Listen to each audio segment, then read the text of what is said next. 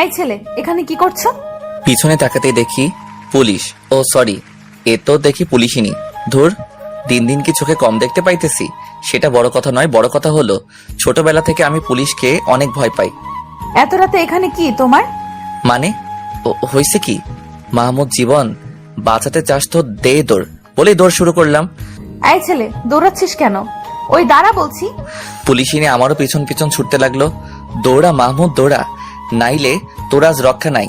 দাঁড়া, এই পোলা দাঁড়া, না হলে কিন্তু গুলি করে দেব। ও আল্লাহ গো, এ বলে কি গুলি করবে? ও আম্মু গো, তুমি কই? তোমার পোলাটারে বাঁচাও। আমি সর্বোচ্চ শক্তি দিয়ে দৌড়াচ্ছি। আমার মনে হচ্ছে আমি যদি অলিম্পিয়াড প্রতিযোগিতায় নাম লিখাতাম তাহলে শিওর দৌড়ে নোবেল পেতাম। এই দাঁড়া, আমি কিন্তু গুলি করতে বাধ্য হব। শালি এখনো পিছন পিছন আসতেছেই, ওর কি ক্লান্ত লাগে না? আল্লাহ গো, এই পুলিশিনীকে আমার পিছন থেকে দূর করো, তাহলে আমি সামনের শুক্রবারে 4 টাকার বাতাসা দিব। পুলিশিনী অনেক কাছে চলে এসেছে আমার, আর সামনেও একটা মোড়। লজ্জা লজ্জা, ছেলে হয়ে মেয়েদের সাথে দৌড়ে পারছি না। শালি কত জোরে দৌড়াচ্ছে। সামনের মোড় যেই না ঘুরতে যাব তখনই আমার জুতার স্লিপ খেয়ে পড়ে যায়। ও আল্লাহ গো, আমার কোমর মনে হয় গেল। এই শালা, এবার কোথায় যাবি? পুলিশিনী আমার কাছে এসে আমার কলার চেপে ধরে বলল, কিন্তু কে দেয়? পুলিশিনীর কথার উত্তর, ওরে মা গো, আমার পাটা মনে হয় ভেঙে গেছে। ও আম্মু, তুমি কই? এই শালা, চিল্লাবি না, তোর পা ভাঙে নাই, ছুলে গেছে। সত্যি তো আমার পা ভাঙে নাই, ছুলে গেছে। এবার বল, তুই আমাকে দেখে এমন করে দৌড়াচ্ছিলি কেন? আমি কিছু করিনি, আমাকে ছেড়ে দিন, আমাকে মারবেন না, দয়া করে আমাকে জেলে নিবেন না। এই একদম চুপ কর, নাকা কান্না করবি না। আমি মুখে হাত দিয়ে চুপ হয়ে গেলাম। এবার আমার কথার উত্তর দে। কোন কথার? তুই আমাকে দেখে দৌড়াচ্ছিলি কেন? আসলে আমি পুলিশকে দেখলে অনেক ভয় পাই। কেন রে, তুই কি চোর? ছি, নাউজুবিল্লাহ, এসবের কিছু আমি নই। আসলে পুলিশরা অনেক বদমেজাজি হয়। এই কি বললি? কিছু না কিছু না। এবার বল, তুই রাত 11:15টার সময় রাস্তায় কেন?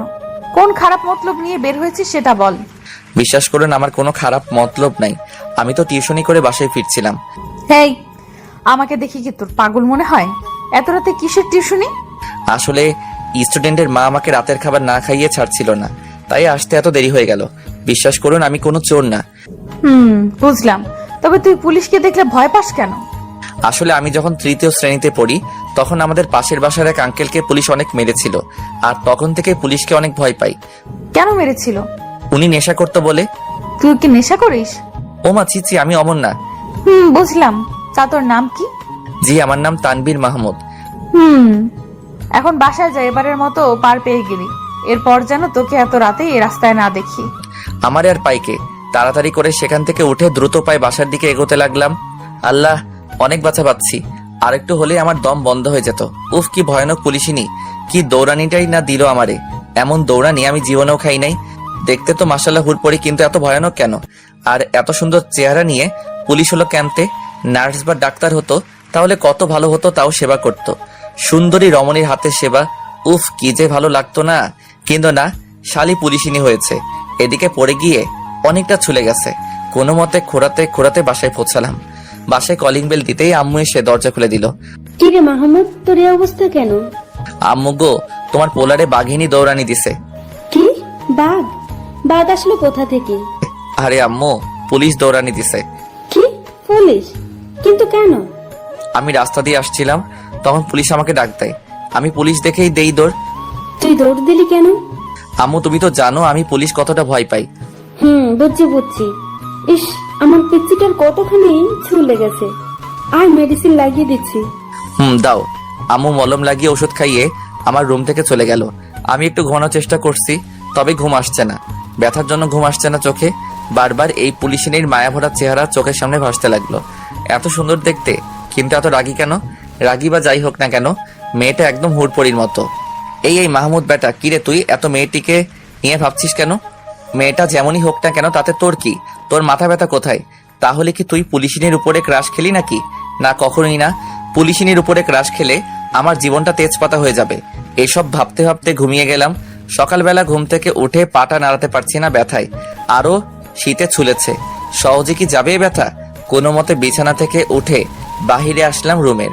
অনেক শীত পড়েছে, তাই গায়ে একটা চাদর জড়িয়ে চলে গেলাম মামার দোকানের সামনে। সেখানে গিয়ে দেখি সব হারামিরা বসে আছে, আমার কলিজার বন্ধুগুলা। আমি সবগুলারে দেখে খোরাতে খোরাতে ওদের কাছে রোদে গিয়ে দাঁড়ালাম। কিরে মামা, তোর পায়ে কি হয়েছে? আর বলিস না, কালকে রাতে পুলিশের দৌড়ানি খাইছি। কি? কিন্তু কেন? এই যে একটাই কারণ। তারপরে ওদেরকে সবকিছু খুলে বললাম। আমার কষ্টের কথা শুনে হারামিগুলা হাসতে হাসতে পেটে ব্যথা উঠাই ফেলাইছে। ওই কুত্তারা, হাসবি না, এখন চা খাওয়া। মামা 3টা চা দাও তো। ওকে মামা, দিচ্ছি। আচ্ছা মাহমুদ, পুলিশিনী দেখতে কেমন ছিল রে? বন্ধু, কেমন ছিল দেখতে? মামা পুরাই পরীর মতো, চোখই ফেরানো যায় না।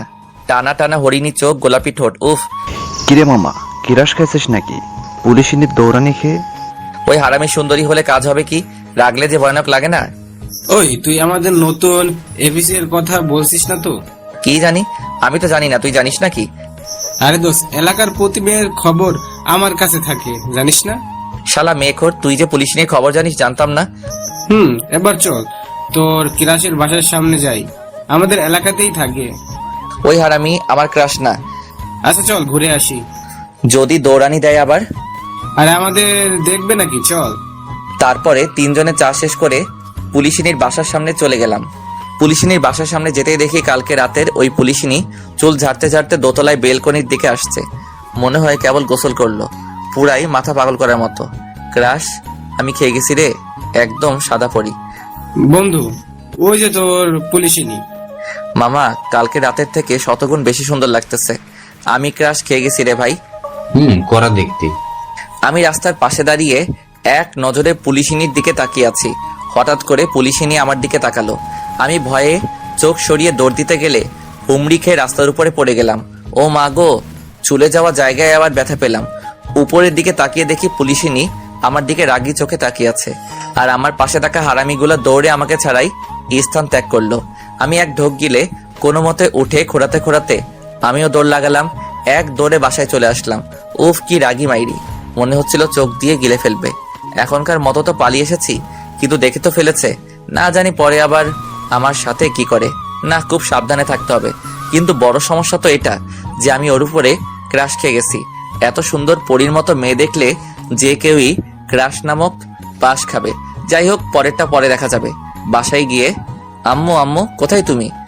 আমি রান্না করে। কি হয়েছে, এমন করে চিল্লাচ্ছিস কেন? খুব ক্ষুধা লাগছে, খেতে দাও। তুই বস, আমি তোর জন্য খাবার নিয়ে আসছি। তাড়াতাড়ি এনে দাও, কলেজ যেতে হবে তো। আরে আনছি তো। আম্মু খাবার নিয়ে আসলো। ওয়াও, ডিম ভুনা। বাপ, এবার খেয়ে আমায় উদ্ধার কর। খাবো মানে খাইয়ে দাও, জানো না আমার হাত ছুলে গেছে। আচ্ছা, দিচ্ছি। তারপরে আম্মু খাবার খাইয়ে দিল। খাবার খাওয়া শেষ করে সোজা কলেজের উদ্দেশ্যে রওনা দিলাম। ও হ্যাঁ, আমার একটা বাইক আছে, বাইকে করে যাই কলেজে, তবে পালিয়ে যেতে হয়। লাইসেন্স নাই, হেলমেট পরি না, হেলমেট পরতে ভালো লাগে না। রাস্তা দিয়ে আসতেই দেখি আরিফ হারামি দাঁড়িয়ে আছে। নিয়ে চল ভাই। নিমু না কুত্তা, তোরা কাল সকলে আমায় রেখে পালিয়ে আসলি কেন? ভাই, ভাবি যে রাগি, যদি ধরে নিয়ে থানায় চালান করে দেয়। ভাবি বললি? বাহ, দারুণ লাগছে তো শুনতে। আরেকবার বলতো। পুলিশই না আমাদের ভাবি, মানে তো তোর বউ। উফ, বউ কি যে ভালো লাগছে। কিন্তু ভাই এত রাগী কেন? হতাশ হোস না বড় ভাই, সব ঠিক হয়ে যাবে। ক্রাশ তো খাইছি, ঠিক তো হতেই হবে। এবার তো নিয়ে চল। ওঠ। তারপর আরিফকে নিয়ে আবার বাইক স্টার্ট দিয়ে কলেজের দিকে যেতে লাগলাম। আমরা প্রতিদিন যে রাস্তা দিয়ে যাই, আজও সেই রাস্তা দিয়ে যাচ্ছি। ওই রাস্তা দিয়ে যাই কারণ ওই রাস্তা দিয়ে ভুলেও পুলিশ আসে না। কিন্তু আজ ফাড়া কপাল, একটা মোড় ঘুরতেই দেখি পুলিশের গাড়ি, আর চারপাশে 4-5 জন পুলিশ দাঁড়িয়ে আছে। পুলিশিনীকে দেখে যখনই বাইক ঘুরিয়ে আবার পিছন দিয়ে পালাতে যাব, তখন 2টা পুলিশ এসে সামনে হাজির। কোথায় যাচ্ছ বাসাধন? চলো এদিকে চলো। স্যার, আমি কিছু করিনি, এটা আমার হোন্ডা না। তোর হুন্ডা না? চল সামনে। স্যার, আমাদের ছেড়ে দিন, আমরা স্টুডেন্ট। আম্মু গো, আমায় পুলিশ নিয়ে গেল, বাঁচাও। ওই চুপ করবি, না হলে কিন্তু একদম জেলে চালান করে দিব। বন্ধু তুই থাম তো, আমি দেখছি। আমি চুপ করে রইলাম। স্যার একটু এদিকে আসেন না। কেন? আরে স্যার আসেন না। 2 জনের মধ্যে একজন আরিফের সাথে গেল। ওরা কি বলছে কিছু বুঝতেছি না, তবে কিছুক্ষণ পরে ঠাস ঠাস করে 2টা কষে থাপ্পড় আরিফের গালে পড়লো। শালা, আমারে ঘুষ দিস তুই? চল আজ জেলে চল। কি হয়েছে? আর বলো না, শালা আমায় ঘুষ দিচ্ছে। কি? দুটোকে জিপে ওঠাও। স্যার আমাকে ছেড়ে দিন, আমি জীবনেও হুন্ডা চালাবো না। এটা বলে কান্না করতে লাগলাম, কিন্তু কেডা শুনে কার কথা? আমাদের থানায় নিয়েই গেল। সবেই আরিফ হারামির জন্য হয়েছে। ও যদি ঘুষ না দিতে যেত তাহলে শুধু কেস লিখেই ছেড়ে দিত, থানায় আর আনতো না। থানায় তো ওই পুলিশিনেও আছে।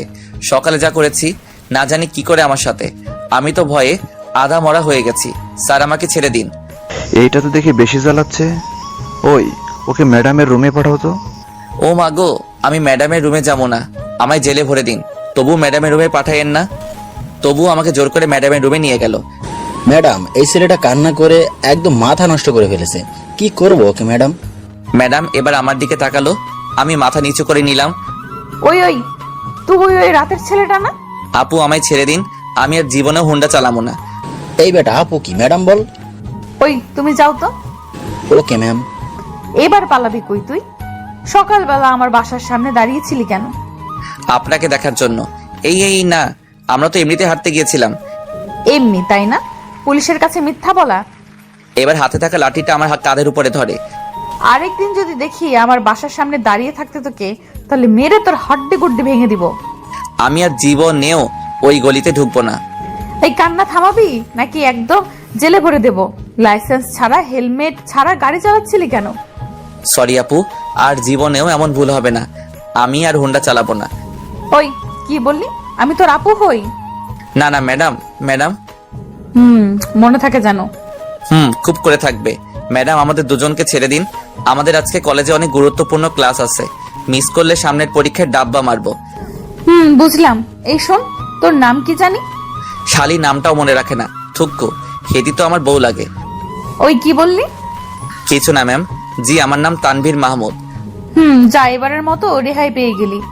এরপরে যদি আর কখনো আমার চোখের সামনে আসিস, যে কোনো কারণেই হোক, একদম ডিরেক্ট চালান করে দেব। আমায় আর পাইকে দৌড়ে আসতে যাব, তখনই মনে পড়লো পুলিশিনীর নামই তো জানি না। ধুর, যারে দেখে ক্রাশ খাইছি তার নামই এখনো জানি না। ফাটা কপাল আমার, তাই না এগিয়ে দাঁড়িয়ে গেলাম। এই দাঁড়ালি কেন? কোনো কথার উত্তর না দিয়ে পিছন ঘুরে পুলিশের বুকের উপরে থাকা প্যাচটার দিকে তাকালাম। সেখানে ওর নামটা লেখা। নামটা হলো আফিয়া জান্নাত। উফ, যেমন তার রূপ, তার নামও সেই কোয়ালিটির। ওই কি দেখিস? না ম্যাম, কিছু না। তারপরে আমি আর আরিফ সেখান থেকে চলে আসলাম। বাহিরে এসে, শালা আজ তোর জন্য এত কিছু। তুই পুলিশকে ঘুষ দিতে গেছিলি কেন? সরি রে দোষ, ভুল হয়ে গেছে। ওই জানিস পুলিশটির নাম কি? কি ভাই? আফিয়া জান্নাত। নামটা জোস, একদম ওর চেহারার মতো। কিন্তু ও এমন কেন? ভাই, এরা মেয়ে জাতি, তাও আবার পুলিশ। ওদের মন বোঝা কিন্তু এত সহজ নয়। বি কেয়ারফুল বড় ভাই। তবে এটা আমি বুঝে গেছি যে ক্রাশ খেয়ে যে আমার জীবনটা তেজপাতা হয়ে গেছে। ঠিকই বলেছিস। তবে বন্ধু, তোকে হার মানলে চলবে না। তোকে পুলিশকে পটাতেই হবে। কিন্তু কি করে? তোকে না খেয়ে দিয়ে পুলিশের পিছনে পড়ে থাকতে হবে। শালা আমাকে মারার বুদ্ধি দিচ্ছিস? আরে বন্ধু, তা না। মেয়ে পাগল টাইপের ছেলেদের বেশি পছন্দ করে। তারা চায় যে তাদেরকে কেউ পাগলের মতো ভালোবাসুক। সত্যি নাকি? আমি জানি না। হরে বেটা, তুই এখন থেকে পুলিশকে বিরক্ত করবি। হ্যাঁ, শালা মেয়েদের ইপটিজিং করলে পুলিশ ধরে, আর আমি কিনা সেই পুলিশকে ইপটিজিং করব? তাহলে আমাকে কে ধরবে? সেনাবাহিনীর হেড?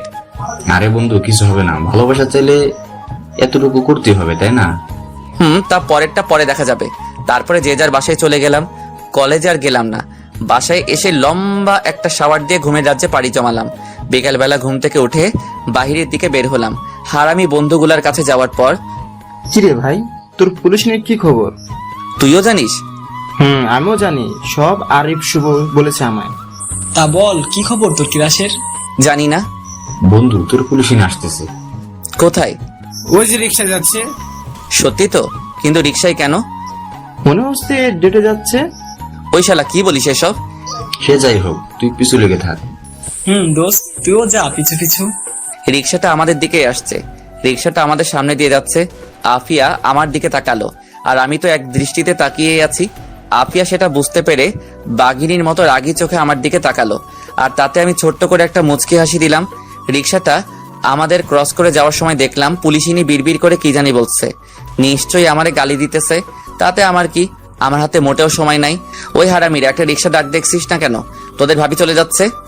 বাহ, পুলিশিনীকে ইপটিজিং করবো বুঝতেছি না আমার এত সাহস এলো কোথা থেকে। প্রেমে পড়েছি বলে কোনো ভয় করছে না। আমি একটা রিক্সা নিয়ে আফিয়া রিক্সার পিছন নিলাম। আমাদের রিক্সা একদম ওদের পিছনে। সেটা পুলিশিনি বুঝতে পেরেছে, তাই বারবার পিছনে তাকাচ্ছে। আর তখনই আমি অন্যদিকে তাকাচ্ছি। দেখতে দেখতে আফিয়া রিক্সাটা একটা রেস্টুরেন্টের সামনে গিয়ে থামালো। তাহলে কি সত্যি আফিয়ার বয়ফ্রেন্ড আছে? না, ব্যাপারটা আমাকে দেখতে হচ্ছে। তাই আমিও রিক্সাওয়ালাকে রেস্টুরেন্টের সামনে থামাতে বললাম। আফিয়া আমার দিকে রাগী দৃষ্টিতে রিক্সার ভাড়া দিচ্ছে ঠিকই, কিন্তু তাকিয়ে আছে আমার দিকে। আমি এদিক সেদিক তাকিয়ে আছি আর মাথা চুলকাচ্ছি। পুলিশিনি রেস্টুরেন্টের ভিতরে যেতেই আমি রিক্সার ভাড়া মিটিয়ে ওর পিছু নিয়ে ভিতরে গেলাম। কিন্তু আমি যেটা ভাবছিলাম তা নয়। আফিয়া কোনো বয়ফ্রেন্ডের সাথে দেখা বা মিট করতে আসে নাই। ও গিয়ে 3টা মেয়ের কাছে বসলো। বুঝলাম ওরা খুব ভালো বন্ধু, আর আফিয়া ওদের সাথে সময় কাটাতে এসেছে। আমিও গিয়ে একটা টেবিলে বসলাম। সেটা পুলিশিনীদের টেবিল থেকে 2টা টেবিল পিছনে। পুলিশিনীরা হাসাহাসি করছে আর আমি পুলিশিনীর দিকে হা করে তাকিয়ে আছি। মাঝে মাঝে আফিয়া আমার দিকে রাগী দৃষ্টিতে তাকাচ্ছে আর ওর চোখ দিয়ে বোঝাতে চাচ্ছে চলে যায় এখান থেকে। আমিও মজা নিতে লাগলাম, কিন্তু সেই মজা নিয়ে আর বেশিক্ষণ থাকলো না। হঠাৎ করে দেখলাম পুলিশিনী আমার দিকে আসছে। আমি উঠে পালানোর আগেই আফিয়া আমার সামনে চলে আসলো। কোথায় পালাচ্ছ বাছা? আরে আপনি এখানে যে? আমাকে ফলো করে এখানে এসে এখন আমায় বলছিস আমি এখানে? কি বলছেন? আমি তো আপনাকে দেখিই নাই, তাহলে ফলো কি করে করব, তাই না? তাই একদম ঢং করবি না। তোর জন্য আমাকে আমার বান্ধবীরা সন্দেহ করছে। ও মা, তাই নাকি? কিসের সন্দেহ?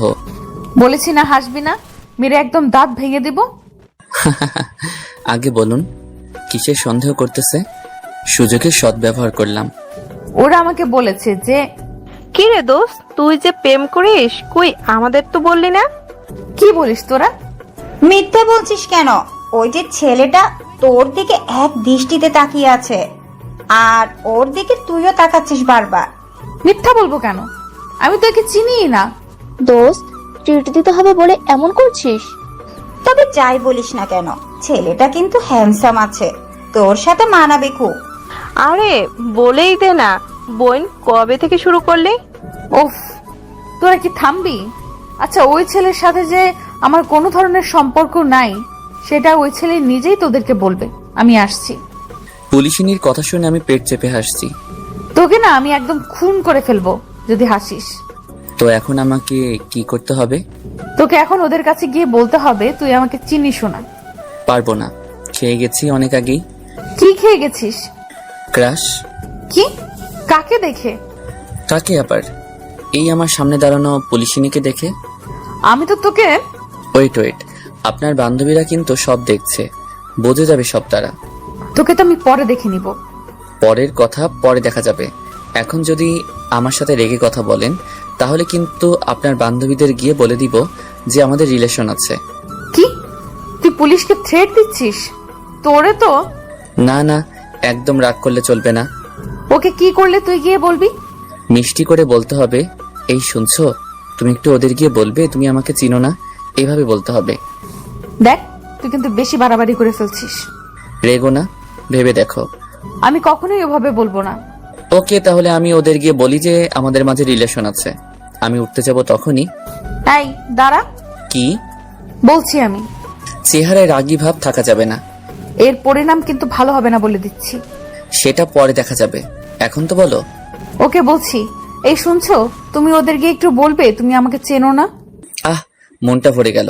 ওকে চলো বলছি। তারপরে আমি আর পুলিশিনী ওদের কাছে গেলাম। হ্যালো এভরিওয়ান, আপনারা কি আমাকে নিয়ে কথা বলছিলেন? ভাইয়া, আপনার আর আফিয়ার রিলেশন কতদিনের? আরে তোমরা কি বলছো? আমি ওনাকে চিনি না। সত্যি বলছেন? সত্যি বলছি। তবে চিনি না তো কি হয়েছে? কথা তো তোমাদের সাথে বলতে পারি। ওকে যাও, আজ আমার পক্ষ থেকে তোমাদের ট্রিট। কথাটা বলে পুলিশিনের দিকে তাকালাম, দেখলাম রাগী চোখে তাকিয়ে আছে। ওয়াও, সত্যি? ভাইয়া বসেন না। ওকে বসছি। আমার তো হেব্বি লাগছে। অন্যদিকে পুলিশিনী তো রাগে ফুঁসছে, না পারছে কিছু বলতে, না পারছে সহ্য করতে, চুপ করে আছে। হাই, আমি তানভীর মাহমুদ। তারপর একে একে আফিয়ার বান্ধবীরা নাম বলল। আফিয়াকে নিয়ে মোট ওরা 4 জন ছিল। খাবার অর্ডার দিলাম, কিন্তু আফিয়া কোনো কথা বলছে না, শুধু রাগী চোখে আমার দিকে তাকিয়ে আছে। আরো রাগাতে বললাম, একটা কথা বলি, তোমরা 3 জন না হেব্বি দেখতে। পুলিশিনী দেখছি এবার আরো রেগে গেল। না, আর রাগানো যাবে না, তাহলে কি না এখানে বোম ব্লাস্ট হয়ে যায়। তাই তাড়াতাড়ি করে কোনো মতে খাবার খেয়ে ওখান থেকে ভাগলাম। উফ, কি যে ভালো লাগছে না, হেভি লাগছে। তারপর বাসায় চলে এলাম। রাতে আর কিছু খেলাম না, যা খেয়ে এসেছি তা পেট থেকে এক কোনাও কমে নাই, তাই ঘুমিয়ে গেলাম। এক ঘুমে রাত কাবার। সকালবেলা ঘুম থেকে উঠে ফ্রেশ হয়ে নাস্তা করে কলেজে গেলাম। অনেক দিন কলেজ যাওয়া হয় না। কলেজে গিয়ে সোজা নিলয়ের আর বাকি সবার কাছে গেলাম। কিরে বন্ধু, কালকে যে ভাবের পিছন নিয়ে চলে গেলি, তারপর কি হলো বললিও না তো? আরে দোস্ত, আর বলিস না, কালকের বিকেলের মুহূর্তটা ছিল আমার জীবনের সব থেকে সুন্দর মুহূর্ত। তাই নাকি? তাহলে তো মনে হচ্ছে খুব জ্বালাইছিস পুলিশিনীকে।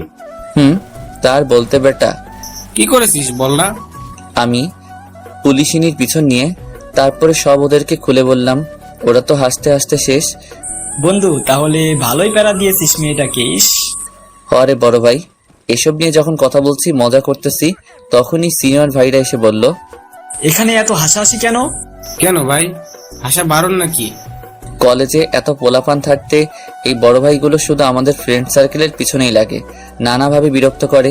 আমরা ছোট হয়ে কলেজে বাইক নিয়ে আসি, যেটা তাদের সহ্য হয় না, তাই সবসময় আমাদের সাথে এদিক সেদিক করে।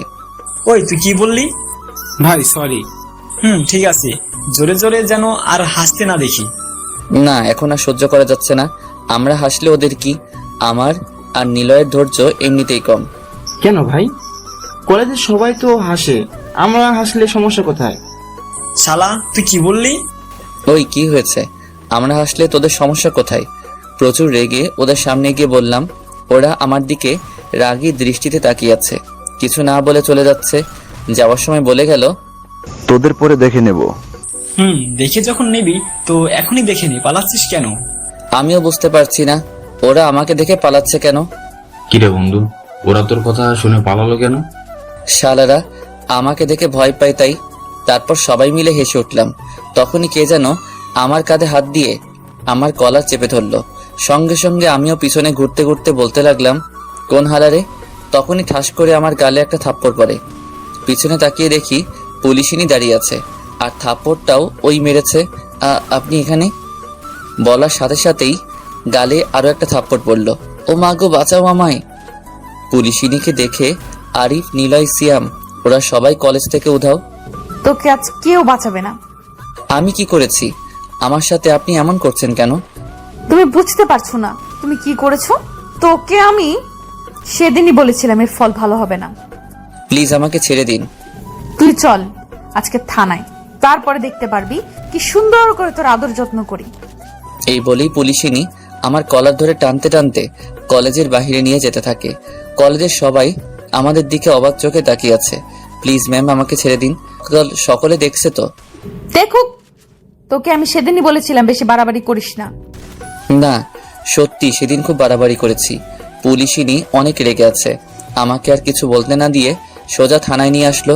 থানায় আসার পরে, করিম সাহেব, হাজতের দরজা খুলুন। তারপর হাজতের দরজা খোলা হলো, আমাকে ভিতরে নিয়ে গেল। প্লিজ ম্যাম, আমাকে মাফ করে দিন। আমি সেদিন অনেক বড় ভুল করে ফেলেছি, আমাকে ছেড়ে দিন। ছাড়বো তোকে অবশ্যই, তার আগে তোকে ক্রাশ খাওয়ার ঝালটা বোঝাতে হবে না। করিম সাহেবকে লাঠিটা আনতে বলল। এমন করবেন না ম্যাম, আমার সামনে এক্সাম।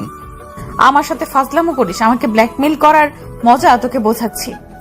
একটি পুলিশ লাঠি দিয়ে গেল, আর পুলিশিনী লাঠিটা নিয়ে আমার এক পায়ে খুব জোরে একটা বাড়ি দিল। আমি সঙ্গে সঙ্গে মা গো বলে চিৎকার দিয়ে ফ্লোরে বসে পড়লাম। কিরে, এক বাড়িতে ফ্লোরে বসে পড়লি? আরগুলা কোথায় নিবি? ওই কেউ এসে একে তুলে ধরো। প্লিজ ম্যাম, এমন করবেন না। আমি কখনো আর আপনার সামনেও আসবো না। এই চুপ, একদম জাস্ট চুপ। পুলিশিনী যে এত ভয়ঙ্কর হবে তা আগে ভাবিনি, তাও আবার এতটুকু সামান্য বিষয় নিয়ে। তারপরে কেউ একজন এসে আমার দুই বাহু ধরে তুলে ধরলো। তুলে ধরার সাথে সাথে পুলিশিনী আমার আরেক পায়ে খুব করে বাড়ি মারে। ও মা গো, দয়া করুন, আমাকে আর মারবেন না। আমাকে ইপটিজিং করা, ক্রাশ খাওয়া, খাবি ক্রাশ, নে বেশি করে খা। বলেই আমার পায়ে এলোপাতারি মারতে লাগলো। শুধু পায়েই মারছে, আর অন্য কোথাও মারছে না। আহ ম্যাম, খুব লাগছে, আমাকে আর মারবেন না। বললাম তো, আমি আর কোনোদিন আপনার সামনে আসবো না। পুলিশিনী আমার কথার প্রতি উত্তরে কিছু না বলে জোরে জোরে আমাকে 3টা থাপ্পড় মারলো। তারপরে তার সর্বশক্তি দিয়ে ডান পায়ে বাড়ি মারলো, যার ফলে আমি আর দাঁড়িয়ে থাকার শক্তি পেলাম না। পা আমার অবশ হয়ে যাচ্ছে। নিজের ভর পায়ের উপরে আর ধরে থাকতে না পেরে যে আমাকে ধরে রেখেছিল তার উপরে দিয়ে দিলাম। পুলিশিনি মারছে আর আমি ওর মুখে পানে তাকিয়ে আছি। আর কোনো কথা বলছি না বা জিজ্ঞেস করছি না। অনেক কষ্ট হচ্ছে।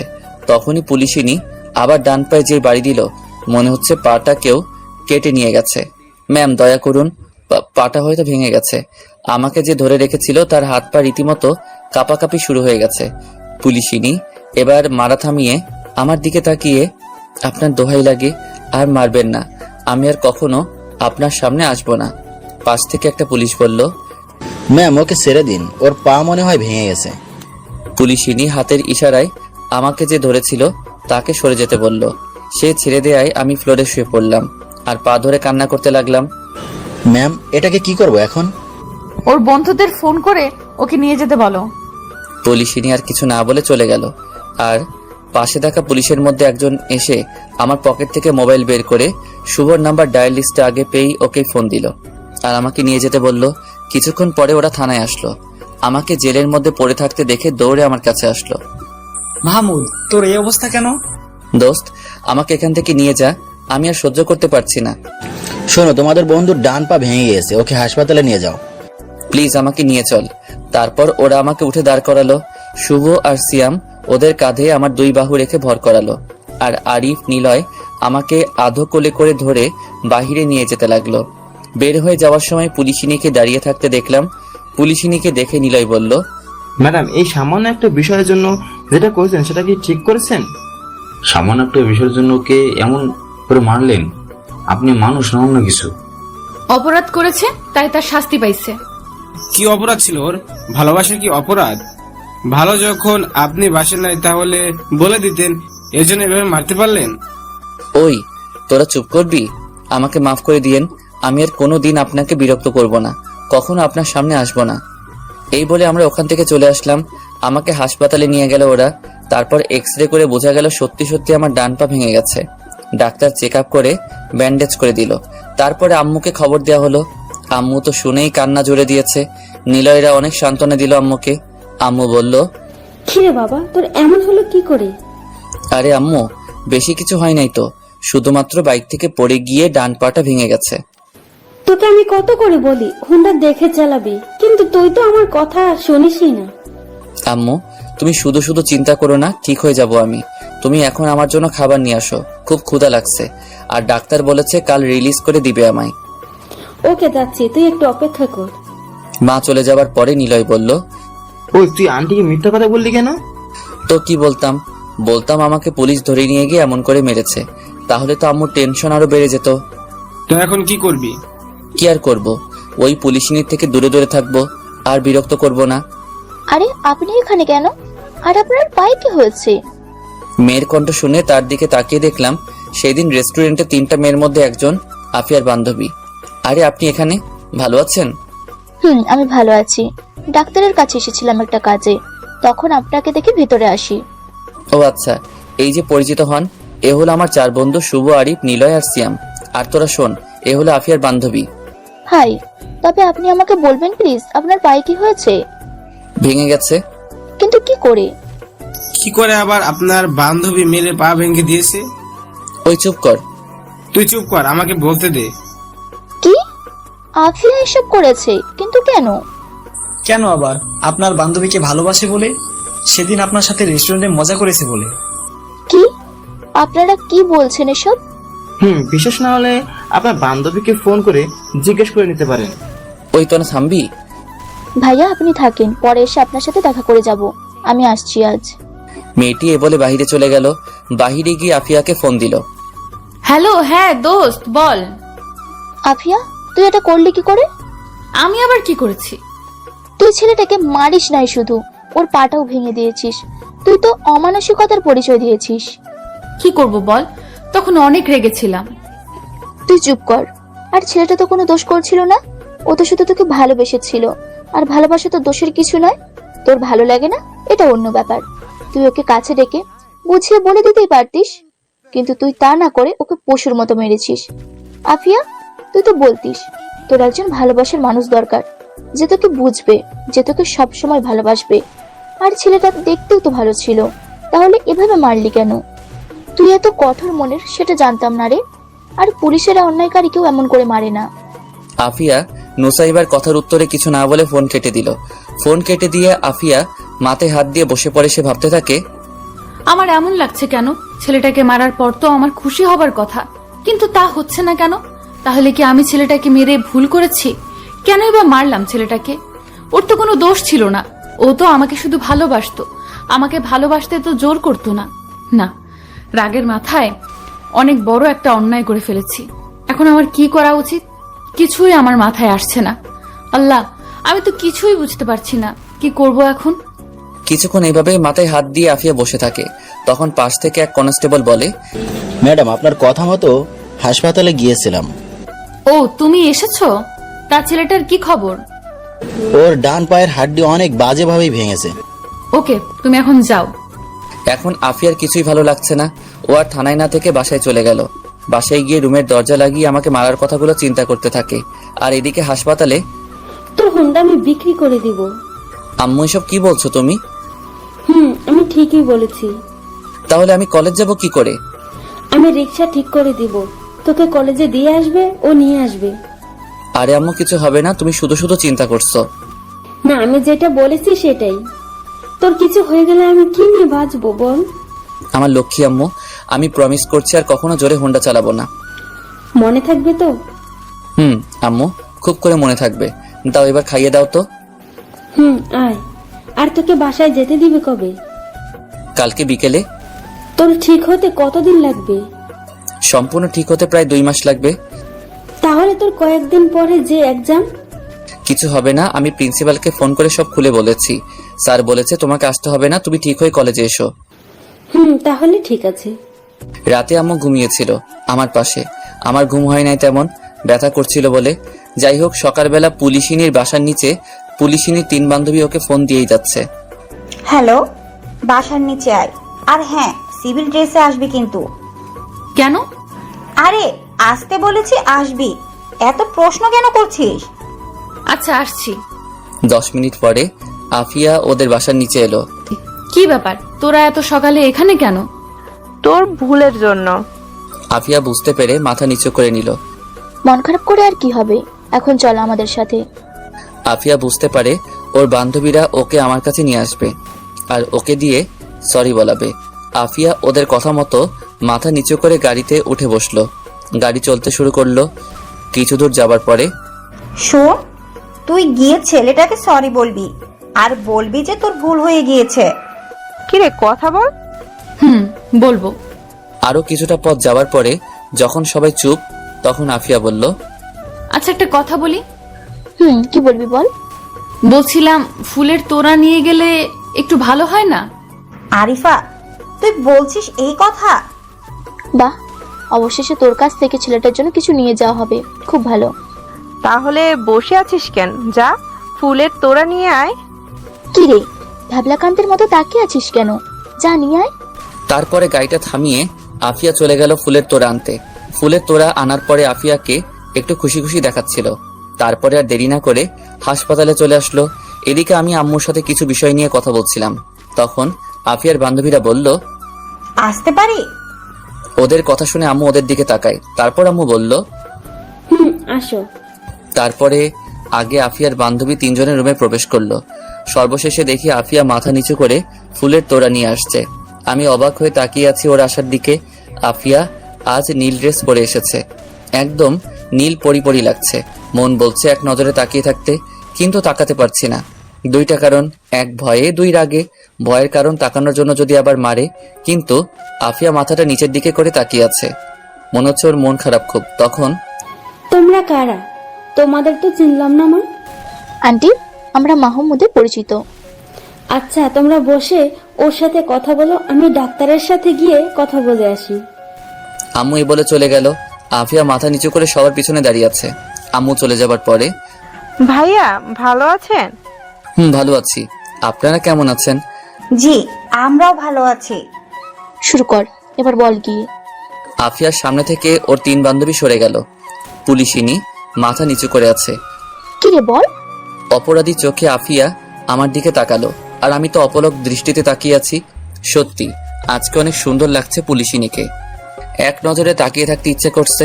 ওকে দেখার পরে আমার রাগ অভিমান কোথায় যে হারিয়ে গেছে সেটা অজানা। সরি। আরে আপনি সরি বলছেন কেন? আমি অন্যায় করেছি তাই মেরেছেন।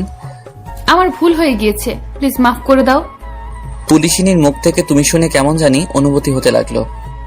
ভাইয়া, আফিয়া ওর ভুল বুঝতে পেরেছে, তাই বলছিলাম প্লিজ ওকে মাফ করে দিন। হ্যাঁ ভাইয়া প্লিজ। ওকে মাফ করে দিলাম। সত্যি? নাও, এটা তোমার জন্য। ফুলের তোড়াটা আমাকে দিয়ে ধন্যবাদ। যতই নরম হও না কেন লাভ নেই, আমি তোমার শত শত হাত দূরে থাকবো। পুলিশিনীর মনের মধ্যে কি চলছে জানি না, কিন্তু আমি ওর ধারে কাছেও যাব না। যদি এত তাড়াতাড়ি সব ভুলে যাই তাহলে সুদে আসলে শোধ নেওয়া হবে না। দেখ এবার, যাকে এত মারলি তাকে বলার সাথে সাথে সবকিছু ভুলে গিয়ে তোকে মাফ করে দিই। আরে কি বলছো তোমরা? ঠিকই বলছি। সত্যিই আমি অনেক খারাপ করে ফেলেছি। আরে ও কোনো ব্যাপার না, আমি কিছু মনে করি নাই। শালি মেরে এখন আদি খেতা দেখাতে আসছে। মনে মনে এসব বলছি, তখনই হঠাৎ আম্মু রুমে আসলো। আন্টি, ওকে কবে বাসায় নেবেন আর ঠিক হতে কতদিন লাগবে? 2 মাস লাগবে ঠিক হতে, আর আজ বিকালেই বাসায় নিয়ে যাব। মা, তোমরাই ওকে একটু বুঝাও। দেখো না, হুন্ডা চালাতে গিয়ে পাটা ভেঙে ফেলেছে। আমার কথা তো শোনেই না। আচ্ছা আন্টি, বোঝাবো। আন্টি, তাহলে আজ আমরা আসি? তো আমাদের বাসায় একদিন এসে ঘুরে যেও। আচ্ছা আন্টি। সকলে আম্মুর কথা শুনে আমার দিকে তাকিয়ে আছে। কারণটা হলো আমি আফিয়ার মারার কথা না বলে বলেছি বাইক থেকে পড়ে গিয়ে পা ভেঙেছি। আফিয়াও আমার দিকে অবাক চোখে তাকিয়ে আছে। ওরা বাহিরে যাবার পরে, দেখেছিস ছেলেটাকে তুই মেরেছিস, সে কথা না বলে বলেছে হোন্ডা থেকে পড়ে গিয়ে পা ভেঙে গিয়েছে। দেখেছিস কত ভালো ছেলেটি। ছেলেটি যদি তোকে ভালো না বেসে আমাকে ভালোবাসতো তাহলে ওকেই আমি বিয়ে করতাম। রাগিস কেন? আচ্ছা চল বাসায় যাই। আমাকে বিকালে হাসপাতাল থেকে রিলিজ করে দেবার পরে বাসায় নিয়ে আসা হয়। দেখতে দেখতে 2 মাস কেটে যায়। এখন আমি সম্পূর্ণ সুস্থ। 15 দিন আগে গিয়েছিলাম ডাক্তারের কাছে ড্রেসিং করাতে। তবে এতদিন বাসায় থাকতে থাকতে বোরিং হয়ে গেছি। সিদ্ধান্ত নিলাম আজ কোথাও বের হব, কিন্তু যাব কিভাবে? 1, আম্মু এখনো বাইরে যেতে দিবে না। 2, বাইক তো নিতেই দিবে না। তারপর আম্মুকে 9-6 অনেক কিছু বুঝিয়ে বিকেলবেলা বাইক নিয়ে আমি আর আরিফ বের হলাম। আর হ্যাঁ, এই 2 মাসে আমার বাইকের লাইসেন্স করিয়ে নিয়েছি, ড্রাইভিং লাইসেন্সও করিয়েছি। আমরা দুজনে যাচ্ছি, হঠাৎ করে দেখি কিছু দূরে পুলিশ গাড়ি চেকিং করছে। আফিয়াও আছে। আমরা কাছে যেতেই একটা পুলিশ আমার বাইক থামালো। হেলমেট তো পরেছো, এবার গাড়ির কাগজপাতি দেখাও, ড্রাইভিং লাইসেন্স দেখাও। আমরাও সাথে সাথে গাড়ি থেকে নামলাম, আর আমাদের দেখা মাত্রই আফিয়া আমাদের দিকে এগিয়ে আসলো। ওনাদের যেতে দিন। Okay ma'am. ওই তোমরা যাও, কাগজপাতি দেখাতে হবে না। তবে আমি কোনো কথা না শুনে বাইকের সিট খুলে কাগজপাতি বের করলাম। ওই তোমাদের কি বলা হলো? গাড়ির লাইসেন্স কিছু দেখাতে হবে না। আফিয়া আমার দিকে তাকিয়ে আছে, কিন্তু আমি ওর দিকে একবারও তাকাই নাই। এই নিন আমার বাইকের কাগজ আর আমার ড্রাইভিং লাইসেন্স। তারপরে পুলিশটি আমার কাগজপাতি চেক করে বলল কোনো সমস্যা নাই।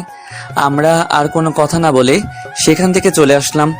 চলে আসার সময় দেখলাম আফিয়া আমার দিকে তাকিয়েছিল। তবে আমি দেখেই সাথে সাথে চোখ ঘুরিয়ে সেখান থেকে চলে আসি।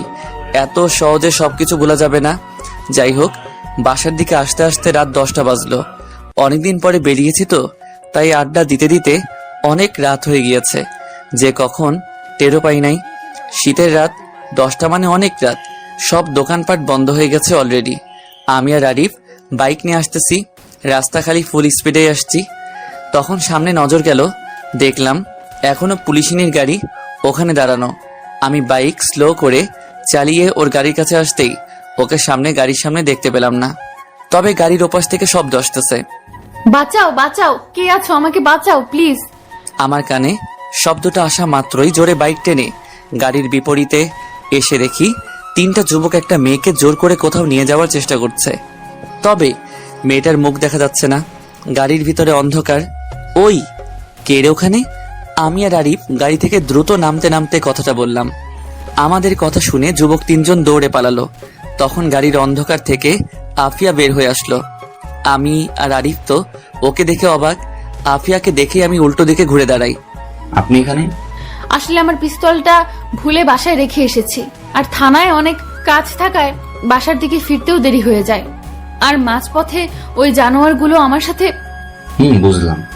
আরিফ চলে আয়। আরিফ বাইকে উঠলেই চলে আসতে যাব তখনই আসলে বলতে চাচ্ছিলাম আমার গাড়ির চাকাটা ওরা লিক করে দিয়েছে। আমরা তাকিয়ে দেখলাম সত্যি গাড়ির চাকা লিক। আমরা গাড়ি থেকে নামলাম। আফিয়া মাথা নিচু করে দাঁড়িয়ে আছে। আরিফ, তুই বাইক নিয়ে যা, গিয়ে ওনাকে নামিয়ে দিয়ে আয়। বন্ধু তুই যা, আমি এখানেই থাকি। তোকে যা বলেছি তুই তাই কর, এত বেশি কথা বলিস কেন? ওকে। আরিফ বাইক স্টার্ট দিয়ে দেয়। আসুন ম্যাম। আফিয়া বাইকে না উঠে আমার দিকে তাকিয়ে আছে। বন্ধু আমার থেকে তুই ম্যামকে নিয়ে গেলে ভালো হতো। আমি রাগী লোক নিয়ে আফিয়ার দিকে তাকালাম। বন্ধু তুই নামিয়ে দিয়ে আয়, আমি এখানে আসি। তারপরে আমি কোনো কথা না বলে বাইকে উঠে বাইক স্টার্ট দিলাম, কারণ আমি না গেলে আফিয়া যাবে না, তাই মাইন্ডকার চিপায় পড়ে যাচ্ছি। আমি বাইক স্টার্ট দিতেই পুলিশিনী এসে বাইকে বসলো, উঠে আমার কাঁধে হাত রাখলো। আমি বাইক চালাতে শুরু করলাম। কিছুক্ষণ পরে আফিয়াদের বাসার সামনে এসে গেলাম। এতটা পথ কেউ কারোর সাথে কথা বলিনি, তবে আফিয়া গাড়ি থেকে নামার পরে। আপনি কি আমাকে এখনো মাফ করতে পারছেন না? তা হবে কেন, অনেক আগেই তো সবকিছু ঠিক হয়ে গেল। তাহলে আমার সাথে এমন করছেন কেন? সরি, আমি বুঝলাম না কেমন করছি আমি আপনার সাথে। পুলিশিনী কিছু না বলে আমার দিকে তাকিয়ে রইল। কি হলো, কথা বলছেন না যে? না কিছু না, তবে আপনাকে অনেক ধন্যবাদ আমাকে সাহায্য করার জন্য। কথাটা বলে আফিয়া বাসার ভিতরে চলে গেল। যাওয়ার আগে দেখলাম আফিয়ার চোখে পানি। আমি আর সেখানে দাঁড়িয়ে না থেকে বাইক ঘুরিয়ে চলে আসলাম। কিন্তু একটা জিনিস আমাকে খুব ভাবাচ্ছে, আফিয়ার চোখে পানি দেখলাম কেন? তাহলে কি আফিয়া আমাকে ভালোবেসে ফেলেছে, নাকি অপরাধ বোধগুলো জেগে ওঠার কারণে এমনটা করেছে? জানি না মেয়েদের মনে কি চলে, সেটা কেবল সে আর আল্লাহই জানে। আমি আরিফের কাছে আসতেই, কিরে তোর পুলিশিনীকে নামিয়ে দিয়েছিস? কিন্তু ওর চোখে পানি দেখলাম কেন? তারপরে আরিফকে সবকিছু খুলে বললাম। মামা কেস খেয়ে গেছে। মানে কি বলছিস? মানে পুলিশিনী তোর প্রেমে হাবুডুবু খাচ্ছে। কি? তা হতেই পারে না, হয়তো ওর নিজের মনে অপরাধের অনুশোচনা জেগে উঠেছে, তাই এমন করেছে। না, তা এমন হতেই পারে না, হওয়ার কোনো চান্সই নেই। সত্যি বলছিস? আমি সত্যি বলছি, বিশ্বাস না হলে প্রমাণ নিয়ে দেখবি। তা তো দিতেই হবে, কারণ মেয়েদের কেউ বুঝতে পারে না ওদের মনের মাঝে কি চলে। ওকে, তাহলে তুই কালকে থেকে আবার পুলিশিনীকে পিছু নিবি। কি? আমাকে আবার মায়ের খাওয়ানোর ধান্দা? আরে না, শোন, আগে যখন পুলিশিনী পিছু নিতি তখন কি করতো, তোর দিকে রাগি চোখে তাকাতো, কিন্তু এখন পিছু নিবি, কারণ দেখবি তোর দিকে কি রাগি চোখে তাকায় না মুখে মুচকে হাসি নিয়ে তাকায়। সত্যি? বিশ্বাস না হলে ট্রাই করে দেখতে পারিস। ওকে ধরলাম, ও রাজি হয়ে গেল, কিন্তু আমার মনের ঝাল তো মিটবে না। কি মারটাই না মেরেছে, ওমা গো। সমস্যা নাই, বিয়ের পরে সব সুদে আসলে মিটিয়ে নিবি। তা অবশ্য ভুল বলিস নাই, ওকে বিয়ের পরে বেড়া দিতেই থাকবো। তা তোর ইচ্ছে বিয়ের পরে বেড়া দিবি নাকি সারাদিন রোমান্স করবি সেটা তোর উপর নির্ভর করবে। তবে কালকে যদি মুচকে হাসি দেয় তোকে দেখে, তাহলে আমার কাছে চলে আসিস। ওকে দোস্ত, তাই করব। তারপরে আরিফকে ওর বাসায় নামিয়ে দিয়ে আমি বাসায় আসলাম। আম্মু খেতে দিল, খেয়ে পাড়ি জমালাম ঘুমের রাজ্যে। সকালে ঘুম থেকে উঠে নাস্তা করে আগে ভাগেই একটু স্টাইল দিয়ে ফিটফাট হয়ে বাইক নিয়ে বের হলাম। মেইন কারণ আফিয়ার কাছে যাব, তবে তার আগে শুভ আরিফ ওদের কাছে গেলাম। বন্ধু তোকে তো আজকে নায়কের মতো লাগছে। আজ যদি তোকে এই অবস্থায় পুলিশিনী দেখতো, সত্যি সত্যি তোকে পোজ করে দিত। তাই নাকি? তো বল, পুলিশিনী কোথায়? দেখলাম মন্ত্রীর বাসার সামনে। কেন? শুনেছিলাম মন্ত্রীর ওখানে নাকি বড় একটা সমাবেশ আছে। ও আচ্ছা, তাহলে তোরা থাক, আমি আসছি প্রমাণ নিয়ে। ওকে দোস্ত, তুই যা, আমার এখানে আসছি। তারপরে আমি বাইক নিয়ে মন্ত্রীর বাসার দিকে আসতে লাগলাম। মন্ত্রীর বাসার সামনে গিয়ে দেখি পুলিশিনী একটা অন্য পুলিশের সাথে কি যেন বলছে, মনে হচ্ছে কিছু একটা বোঝাচ্ছে। আমিও একদম পুলিশিনীর সামনে গিয়ে থামলাম, আর মনে মনে ঠিক করলাম আজ পুলিশিনীর দিকে তাকাবো তো তাকাবই, আর চোখ সরাবো না, আর মুখে হাসি রাখবো। আমি পুলিশিনীর সামনে গিয়ে থামতেই আফিয়া আমার দিকে অবাক চোখে তাকালো। আমিও কোনো কথা না বলে ওর দিকে এক নজরে তাকিয়ে আছি। পুলিশিনীও আমার দিকে তাকিয়ে আছে, অনেকটা অবাক আর কিছুটা মন খারাপই চোখে। আমি কোনো কথা বলছি না, শুধু তাকিয়ে আছি। আফিয়াও আমার দিকে তাকিয়ে আছে, কই হাসি তো দিচ্ছে না, শুধু অবাক হয়ে তাকিয়ে আছে। দেখি কি হয়। এক পর্যায়ে আফিয়া আমাকে চোখ দিয়ে এক পাশে থাকলো। আমিও ব্যাপারটা বুঝতে পেরে আমিও একপাশে আসলাম। কি ব্যাপার, আপনি আমার দিকে ওরকম করে তাকিয়ে আছেন কেন? কি ব্যাপার, কিছু বলছেন না কেন? দূর হাসছে না কেন? শুধু তাকিয়ে থেকে প্রশ্ন করছে। দূর ভালো লাগে না, মনে মনে এসব বলছি। কি হলো বলুন, কেন তাকিয়ে আছেন? তাকিয়ে আছি কারণ তোমার ওই দুই নয়নে নিজেকে হারিয়ে ফেলতে চাই। আজ জানতে চাই তোমার ওই চোখের ফোঁটা ফোঁটা জলবিন্দু রহস্য। দেখতে চাই তোমার ওই নয়নের মাঝে কার জন্য বেঁধেছ ঘর। যদি দেখি কারো জন্য পানি বিন্দু দিয়ে বাঁধনি ঘর, তাহলে নিজের জন্য ওখানে রাখতে চাই একটা কুড়ে ঘর। খড়কুটা দিয়ে সেই ঘরে চাল বুনবো। প্রভাতের সেই সকালবেলা গাছ থেকে ঝরে পড়া ফুল দিয়ে বিছাবো তোমার জন্য বিছানা। পাবো কি সেই সুযোগ আমি? কথাগুলো বলে আফিয়া লজ্জা মাখা মুখে মুচকি হাসি দিয়ে মাথা নিচু করে দাঁড়িয়ে আছে। উফ, আল্লাহ গো, হেসেছে রে মাইরি, হেসেছে। কি হলো বলো, দেবে না সেই সুবর্ণ সুযোগটুকু আমায়? আফিয়া লজ্জা মাখা মুখ নিয়ে মাথা নিচু করে দাঁড়িয়ে আছে। ও কিছু বলতে যাবে তার আগেই ম্যাম, আপনাকে স্যার ডাকতেছে। আসতেছি। আফিয়া কিছু না বলে চলে যেতে লাগলো। তবে চলে যাওয়ার সময় আমার দিকে তাকিয়ে লজ্জা মাখা মুখে হাসি দিয়ে চলে গেল। ওরে খোদা, আমি তো খুশিতে ওখানে দাঁড়িয়ে না থেকে সোজা নিলয় শুভ ওদের কাছে চলে আসলাম। কি ভাই, তোর পুলিশে নাকি হেসেছে? দোস্ত, হেসেছে। সত্যি? হরে ভাই, সত্যি হেসেছে। তাহলে দেরি কেন, যা প্রপোজ করে দে। কি? বন্ধু তাই কর। করব, তবে এত তাড়াতাড়ি কেন? আরে যত তাড়াতাড়ি করবি তত তাড়াতাড়ি তোদের বিয়ে হবে। আর তো আগেই বিয়ে হবে, আর বিয়ের পরে তোর মায়ের সুদে আসল হিসাব নিতে পারবি। সেটা অবশ্য ঠিকই বলেছিস। তো যা, দাঁড়িয়ে আছিস কেন? কি এখনই? এখনই। ওকে, যাচ্ছি। তারপরে আমি আবার বাইক চালিয়ে আফিয়ার কাছে চলে আসলাম। পুলিশিনী আমাকে আবার দেখে আমার কাছে এসে বলল, আবার কি? হুন্ডায় উঠো। হুন্ডাই কেন? 10 মিনিট প্লিজ। ওকে করিম সাহেব, আমি 30 মিনিটের মধ্যে আসছি, আপনি এদিকটা সামলিয়ে নিন। তারপরে আফিয়া এসে আমার কাঁধে হাত রেখে হুন্ডায় বসলো। আমি ওকে একটা নীরব জায়গায় নিয়ে আসলাম। এখানে আনলে কেন? কিছু কথা বলার জন্য। কি কথা? আমি প্রতি উত্তরে কিছু না বলে ওর সামনে হাঁটু গেড়ে বসে গোলাপ ফুলের তোড়াটা বের করলাম। ফুলের তোড়াটা আসার সময় নিয়ে এসেছিলাম। আমি তোমাকে ভালোবাসি। আফিয়া অবাক হয়ে মুখে 2 হাত চেপে দাঁড়িয়ে আছে। ও হয়তো ভাবতেও পারে নাই আমি এমন একটা কাজ করব। এই পুলিশিনীকে নিয়ে স্বপ্নের ঘর বাঁধতে চাই। করবে আমায় বিয়ে? Will you marry me? Afia কিছু বলছে না। কি হলো, কিছু বলো। তুমি আমাকে ভুল বুঝছো। ভুল বুঝছি মানে? আল্লাহ, এখন কি করব? কি হলো বলো, কি ভুল বুঝছি? ভুল এটাই বুঝছো যে আমি তোমাকে ভালোবাসি না। কি? আমি যেটার ভয় পাচ্ছিলাম তুমি সেটাই করলে। আসল কথা এটা যে আমি তোমাকে কখনোই ওই নজরে দেখি নাই। ভালো যদি নাই বাসো তাহলে ওই সময় ওভাবে হাসার মানে কি? তখন তোমার বলা পাগলামি কথাগুলো শুনে হাসছিলাম। তোমাকে আমি তখনই বলতে চেয়েছিলাম, কিন্তু স্যার ডাকায় বলা হয় নাই। ও, তা আমাকে কি ভালোবাসা যায় না? ভালোবাসা যায়, কিন্তু তোমার প্রতি আমার সেরকম ফিলিংস নাই। আর তুমি আমার থেকে অনেক ছোট। ছোট বলে কি ভালোবাসা যায় না? দেখো, তোমাকে কথাগুলো বলতে অনেক খারাপ লাগছে, কিন্তু তবুও বলতে হচ্ছে। আমি তোমাকে ভালোবাসি না। তোমাকে এতদিন আমি শুধু ছোট ভাইয়ের নজরে দেখে এসেছি। আমি অবাক চোখে আফিয়ার দিকে তাকিয়ে আছি। তুমি অনেক ভালো একটা ছেলে, আর আমার থেকে তুমি অনেক ভালো মেয়ে পাবে জীবনসঙ্গী হিসেবে। আমাকে মাফ করে দিও। আমি কিছু না বলে ওখান থেকে হুন্ডায় উঠে স্টার্ট দিয়ে চলে আসলাম। চলে আসার সময়, প্লিজ মাহমুদ, আমাকে ভুল বুঝো না। পিছন থেকে কথাগুলো আফিয়া বলল, কিন্তু আমি আর না থেমে সেখান থেকে চলে আসলাম। সত্যি বলতে আমি কখনো কল্পনাও করতে পারি নাই আফিয়া আমাকে এই কথাগুলো বলবে। ওই সেই চোখের পানি, সেই হাসি সবই ভুলছিল। আমাকে ছোট ভাইয়ের মতো দেখে। এখন নিজেকে বড্ড ছোট মনে হচ্ছে। সত্যি মেয়েদের বাচনভঙ্গি বোঝা এত সহজ না। ওদেরকে ওদের মা বাবাও বুঝতে হিমশিম খায়। আর আমরা তো কোথাকার চুনোপটি শুভ। আরিফ ওদের প্রতি খুব রাগ হচ্ছে।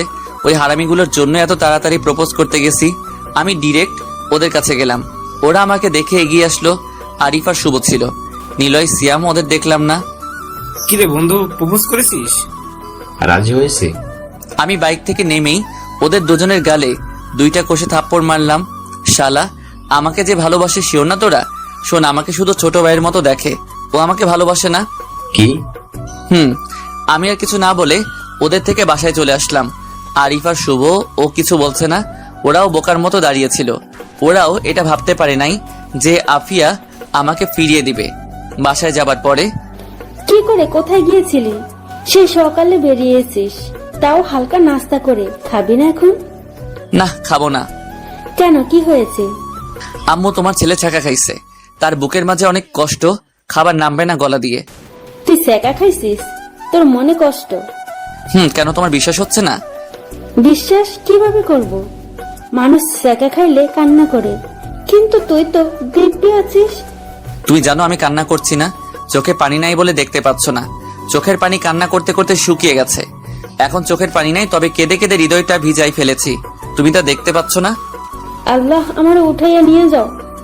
কেন উঠাই নিবে কেন? কারণ আমি তোর মনের মধ্যে কান্না দেখতে পারি না বলে আমি কত বোকা, তাই না? এরপর থেকে ভালোভাবে দেখবা। আচ্ছা, কারো থেকে শিখে নিব। তা তুমি কি বাপ এখন খাবার খাবা? খাবার খাবো না কেন? তুমি না সেকা খাইলা, এখন আবার কেন খেতে হবে? উফ আম্মু, তুমি এত বোকা কেন? খাবারের সাথে ছ্যাঁকা খাবার কিসের সম্পর্ক? ওটা এক বিষয় আর এটা আরেক বিষয়। হ্যাঁ তাই তো, আমি ভুলে গিয়েছিলাম। আম্মু কিছু বললা? কই না তো, আমি আবার কি বলবো, তুই খেয়ে নে। আপনারাই বলেন খাবার খাওয়ার সাথে প্রেমে ছ্যাঁকা ব্রেকআপ হওয়ার কিসের সম্পর্ক? আমাকে ছ্যাঁকা দিয়ে তো ওই পুলিশিনি দিব্যি আছে, তাহলে আমি খাবার খাওয়া বাদ দিব কেন? খুনি হাজারটা খুন করেও জেলে বসে খাবার খাচ্ছে। মধ্য কথা হলো, যে যাই করুক না কেন খাবার খাওয়া কারো থেমে নাই। তাহলে আমি কেন না খেয়ে থাকবো? খাবার পেয়ে পেট ঠান্ডা হলো, পেট ঠান্ডা আমিও ঠান্ডা। তাই আর সময় না খরচ করে রুমে গিয়ে শুয়ে পড়লাম, আর আমার মন কান্না করতে লাগলো। তারপরে কখন যে ঘুমিয়ে গেছি সেদিকে কোনো ভ্রুক্ষেপ নাই। Tata, good night. সকালে ঘুম থেকে উঠে ফ্রেশ হয়ে নাস্তা করে কলেজের উদ্দেশ্যে রওনা দিলাম। কলেজে গিয়ে দেখে আরিফ, শুভ ওরা সবাই একসাথে বসে আছে। ওদের কাছে গেলাম। কি রে হারামিরা, তোরা এখানে মন খারাপ করে বসে আছিস কেন? বন্ধু, আর কখনো মেয়েদের নিয়ে গবেষণা করব না। কেন? কারণ ওরা হলো গিরগিটির মতো, যখন তখন রং বদলায়। তাহলে বুঝছো যে মেয়েরা দরকার ছাড়া কথা বলে না? দোস্ত খুব ভালোভাবে বুঝতে পারছে। বুঝছোস ভালো।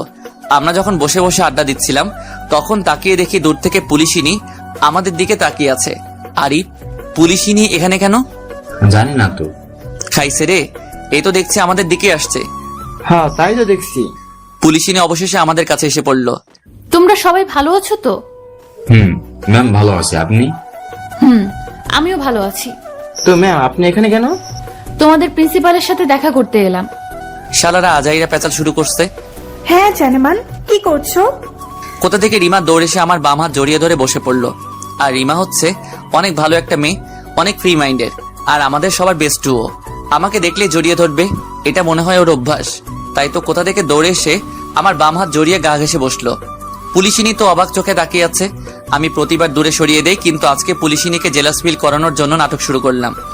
এই তো কলিজা, তোমার জন্য অপেক্ষা করছিলাম। আমিও রিমার হাত জড়িয়ে ধরলাম। ও মা, সত্যি বলছো? সত্যি সত্যি, 3 সত্যি। ওলে ওলে আমার সুইট সোনাটা।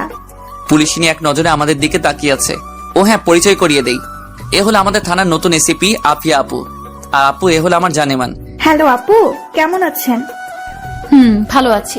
আচ্ছা, আমার অনেক কাজ আছে, আমি আসছি। এই বলে পুলিশিনি দ্রুত স্থান ত্যাগ করলো। কি ব্যাপার, পুলিশিনি চলে গেল কেন? সব বুঝো মনু, এটা বুঝো না?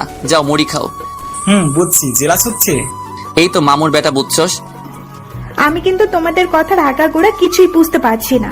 আরে হ্যাঁ, তোকে তো কিছু বলি নাই। তাহলে শোন। তারপর রিমাকে সবকিছু খুলে বললাম। ওহো, এই ব্যাপার। আগে বলবি না, তাহলে নাটক আরো একটু বেশি করতাম। সে যাই হোক, তুই এখন বুঝতে পারছিস তো যে তোর কি কি করতে হবে? খুব ভালো করেই বুঝতে পারছি। গুড, চল শুরু করে দেই। পুলিশিনি প্রিন্সিপালের রুমে আছে, একটু পরে বের হবে। ওকে তোরা যা, আমরা এখানে আসি। ওকে তোরা থাক, আমরা একটু পুলিশিনিকে বাজিয়ে আসি। তারপরে রিমাকে হুন্ডায় বসিয়ে প্রিন্সিপালের রুমের নিচে দাঁড়িয়ে পুলিশিনির জন্য অপেক্ষা করতে লাগলাম। এখন দেখবে আর ফুলবে। পুলিশিনি প্রিন্সিপালের রুম থেকে বের হয়ে আমাকে আর রিমাকে হুন্ডায় বসা দেখে আড়ালে দাঁড়িয়ে গেল। ওই তোর পুলিশ জেনে লুকালো, এখন শুরু করা যাক। বাবু চলো না, নদীর কিনারায় গিয়ে প্রেম করি। ওকে শোনা, চলো। তোমার জন্য তো আমি আকাশের চাঁদও এনে দিতে পারি। তাহলে চলো, যেখানে তুমি আর আমি ছাড়া আর কেউ থাকবে না। ওকে চলো। তারপরে হুন্ডা স্টার্ট দিয়ে কলেজ থেকে রিমাকে নিয়ে বের হতে লাগলাম। কিছু দূর যাবার পরে লুকিং গ্লাসে তাকিয়ে দেখি পুলিশিনির গাড়িও আমাদের পিছু পিছু আসছে। তার মানে ওষুধে কাজ করেছে। ওই রিমা, পুলিশিনিও তো আমাদের পিছু নিয়েছে। দেখছি তো, এখন কি করব? আচ্ছা শোন, কি করতে হবে। তারপরে সবকিছু রিমাকে বুঝিয়ে বললাম। হেপি জমবে কিন্তু। তারপরে আমরা নদীর তীরে এসে একে অপরকে জড়িয়ে ধরে বসলাম, আর পিছু পিছু পুলিশিনেও আসলো আমাদের ফলো করতে করতে। এসে গেছে, এবার শুরু করো। তা বলতে পুলিশিনে আমাদের কাছাকাছি এসে একটু আড়ালে দাঁড়ালো। জানো তোমাকে আমি কতটা ভালোবাসি সোনা? কতটা শোনা? কতটা ভালোবাসি সেটা বলতে পারবো না, তবে এটা বলতে পারি যে পেঁয়াজে যতদিন ঝাঁজ থাকবে ততদিন তোমার প্রতি আমার ভালোবাসা থাকবে। কি পেঁয়াজের সাথে তুলনা করলে কেন? তুমি জানো পেঁয়াজের কতটা দাম, তেমনি আমার ভালোবাসা এতটা দামি। ও মা, তাই নাকি? ওই পাখি একটা গান শোনাও না। গান শুনবা? এই সোনালি বিকালটাকে তোমার মুখের গান শুনে পূর্ণতা দিব। আচ্ছা, গাইতেছি। ওদিকে পুলিশিনী মনে মনে বলছে, কুত্তা আমাকে প্রপোজ করে এখন অন্য মেয়ের সাথে টাঙ্কি মারছে। শালা একদিন যেতে না যেতে অন্য একটাকে ধরেছে। আরো নানা ধরনের আজে বাজে কথা বলছে রাগের চোটে। ওকে পাখি, গান শুরু করো। এবার রিমা অল্প একটু গান গিয়ে থেমে গেল। বলতে গেলে গানে এক কলিও ভালো মতো গায় নাই। থেমে গিয়ে বলে আর নাকি পারবে না, লজ্জা করে। ওয়াও সোনা, অস্থির লেগেছে। আমার কানে এখনো তোমার মধুর সুর ভেসে যাচ্ছে। সত্যি বলতে ওর গানের আগামাথা কিচ্ছু আমি বুঝি নাই। ধন্যবাদ সোনা, এবার আমার গিফট দাও এত সুন্দর করে গান শোনানোর জন্য। গিফট চাই? ওকে, এদিকে ঘোরো। রিমা ঘুরতেই আমি হাত দিয়ে ওর মাথা আমার মুখের সামনে আনলাম। আমি মুখ দিয়ে শব্দ করতে লাগলাম আর আস্তে আস্তে বললাম, ওই তুই ছাড়া পাওয়ার চেষ্টা কর, যাতে করে পুলিশিনি বুঝতে পারে যে আমি তোকে জোর করে কিস করছি। আমার কথা মতো রিমাও নাটক শুরু করলো। মনে হচ্ছে একে সত্যি আমি জোর করে কিস করতেছি। এটা দেখে পুলিশিনি ছি ছি ছি। পুলিশিনি আর ওখানে দাঁড়িয়ে থাকতে না পেরে চলে গেল। পুলিশিনি চলে যাবার পরে এটা কি হলো, কিছু না করে চলে গেল কেন? আর এক্ষুনি কি করবে বুদ্ধু? কেবল তো শুরু। আচ্ছা, এটা না হয় বুঝলাম, কিন্তু পুলিশিনি তো বলল আমাকে ভালোবাসে না, তাহলে এখানে আসলো কেন? মেয়েরা নিজেরাও জানে না ওরা কাকে ভালোবাসে আর কাকে না। তুই মেয়ে হয়েও এ কথা বলছিস? বলছি, মেয়েরা যতই মুখে বলুক না কেন তোমাকে আমি ভালোবাসি না, কিন্তু সেই ছেলেটাকে যদি অন্য কোনো মেয়ের সাথে দেখে তাহলে সে বুঝতে পারে সেই ছেলেটাকে ভালোবাসে। তার মানে পুলিশিনিও আমাকে ভালোবাসে নাকি? অবশ্যই বাসে, না হলে ওর এমন রিয়াকশন, তোর পিছু নেওয়া, রেগে চলে যাওয়া, সময় হলে ঠিকই বলে দিবে। বললেই ভালো। আচ্ছা, তুই যে আমার সাথে নাটক করছিস, তোর কোনো সমস্যা হবে না তো? কিসের সমস্যা হবে আমার? তোর বয়ফ্রেন্ড তোকে কিছু বলবে না তো? আরে না, ওরে আজ আমি সব বুঝাই বলবো নি। আচ্ছা, তা যা বলিস, তোর সম্পদ তুই যেমন করে ব্যবহার করবি। হারামি, চুপ কর। ওকে চুপ, এখন চল বাসায় যাই। চল। বাসায় না গিয়ে কি তোর সাথে এখানে বসে প্রেম করবো নাকি? করতেও পারিস। যা কুত্তা, দূরে গিয়ে মুড়ি খা, আমার জন্য ওই যথেষ্ট। যাই হোক চল, তোকে বাসায় নামিয়ে দিয়ে আমি বাসায় যাব। আরে না, তোকে আমার সাথে যেতে হবে না, আমি ওর সাথে দেখা করতে যাব, তুই বাসায় যা। ওকে বাইরে, আর হ্যাঁ ভুলে যাস না কিন্তু। আরে না, সাবধানে যাস। ওকে। তারপরে আমি বাসায় চলে আসলাম, আর রিমা গেল ওর বয়ফ্রেন্ডের সাথে দেখা করতে। আর ওদিকে পুলিশিনি বাসায় গিয়ে ভাবছে, শালা লুচ্চা কোথাকার, আমাকে বলে সে নাকি আমাকে ভালোবাসে, না করার সাথে সাথে অন্য একটা মেয়ের সাথে ইটিস পিটিস করছে। আর যদি আমার সামনে কখনো আসে তাহলে ওকে আমি খুন করে ফেলবো। এসব একা একাই বকবক করছে, আর আফিয়া ওর মনের সাথে ঝগড়া করছে। আফিয়ার অবস্থা, ওর মন আরো। আচ্ছা তোর কি মাহমুদ অন্য কোনো মেয়ের সাথে ইটিস পিটিস করলে মারবে কেন? কুত্তাটা মারবে না কেন সেটা আগে বল। ও না আমাকে বললো ও আমায় ভালোবাসে, কিন্তু তুই তো ওকে ভালোবাসিস না, তাহলে তোর সমস্যা কোথায়? তুই তো জ্বলছিস কেন, পুরো ছাই হচ্ছিস কেন? তোর তো খুশি হবার কথা, যাকে ভালোবাসিস না সে তোর পিছু পিছু ঘুরঘুর করবে না। আফিয়া মাথা চুলকাতে চুলকাতে বলল, হ্যাঁ তাই তো, ও অন্য কোনো মেয়ের সাথে ঘুরঘুর করলে আমার কি? আমি কেন এত জ্বলছি, কেন আমার এত রাগ হচ্ছে? কারণ কি তুই জানিস? কি কারণ? তুই নিজেও জানিস না যে তুই মাহমুদকে ভালোবেসে ফেলেছিস। কি? এখনো সময় আছে, নিজের সাথে যুদ্ধ না করে গিয়ে তোর ভালোবাসার মানুষটাকে ফিরিয়ে নিয়ে আয়। কিন্তু কিভাবে? ওর রাজ্যে যে এখন অন্য কেউ থাকে। তো কি হয়েছে, তোর ভালোবাসা দিয়ে ওকে তোর রাজ্যে নিয়ে আসবি? সুদবোধ। তো এখন আমি কি করব? তুই নিজেই ভাব তুই কি করবি। সারা রাত ভাবে আফিয়া নিজের মনের সাথে নিজেই কথা বলছে। আফিয়া এখন খুব ভালো করে বুঝতে পারছে যে আমাকে ওর মনে জায়গা দিবে না বলতে বলতে দিয়েই ফেলেছে। তার এখন আমাকে লাগবেই। এদিকে আমি তো হেভি মজায় আছি। নাগিন ড্যান্স দিমু না কি ঘুমের ঘরে? না থাক, পুলিশিনী রাত জেরাজ থেকে সেই একটু ঘুম দিলাম, এক ঘুমে রাত কাবার। সকালে ঘুম থেকে ওঠার পরে রিমা, নিলয়, শুভ ওদের সবাইকে ক্যাম্পাসে আসতে বললাম। তারপরে আমিও নাস্তা করে বের হয়ে পড়লাম। কিরে বন্ধু, তোর পুলিশ নিয়ে কি কিছু বললো? না রে, কিছু করে নাই, শুধু দেখে রাগ করে চলে গেছে। চিন্তা করিস না, যেহেতু তোদের পিছু পিছু গিয়েছে তাহলে এখন কিছু একটা করবি। ঠিক বলছিস। তো আজ কিছু করবি না? করবো তো অবশ্যই, কিন্তু পুলিশিনী কোথায়? আমি আসার সময় পুলিশনিকে চেকপোস্টে ওখানে দেখে আসলাম, ওখানে গেলেই দেখতে পারবি। ওকে, তোরা থাক, আমি তাহলে দেখে আসি। ওকে, চল। তোরা যা ভাই, আমাগো তো আর কেউ নাই, শালা সিঙ্গেল মরুম মনে হয়। দৌড় বেটা, যা মুড়ি খা। তারপরে আমি রিমাকে বাইকে করে নিয়ে চেকপোস্টের দিকে যেতে লাগলাম। চেকপোস্টের ওখানে গিয়ে পুলিশিনীকে দেখতে পেলাম। পুলিশিনী আমাদেরকে দেখছে, কিন্তু আমরা না দেখার ভান করে ওর সামনে দিয়ে চালিয়ে আসতে লাগলাম। আর সঙ্গে সঙ্গে পুলিশিনী, তোমরা এদিকটা দেখো, আমি আসছি। Okay ma'am. এই বলেই পুলিশিনী গাড়ি নিয়ে আমাদের পিছু নিল।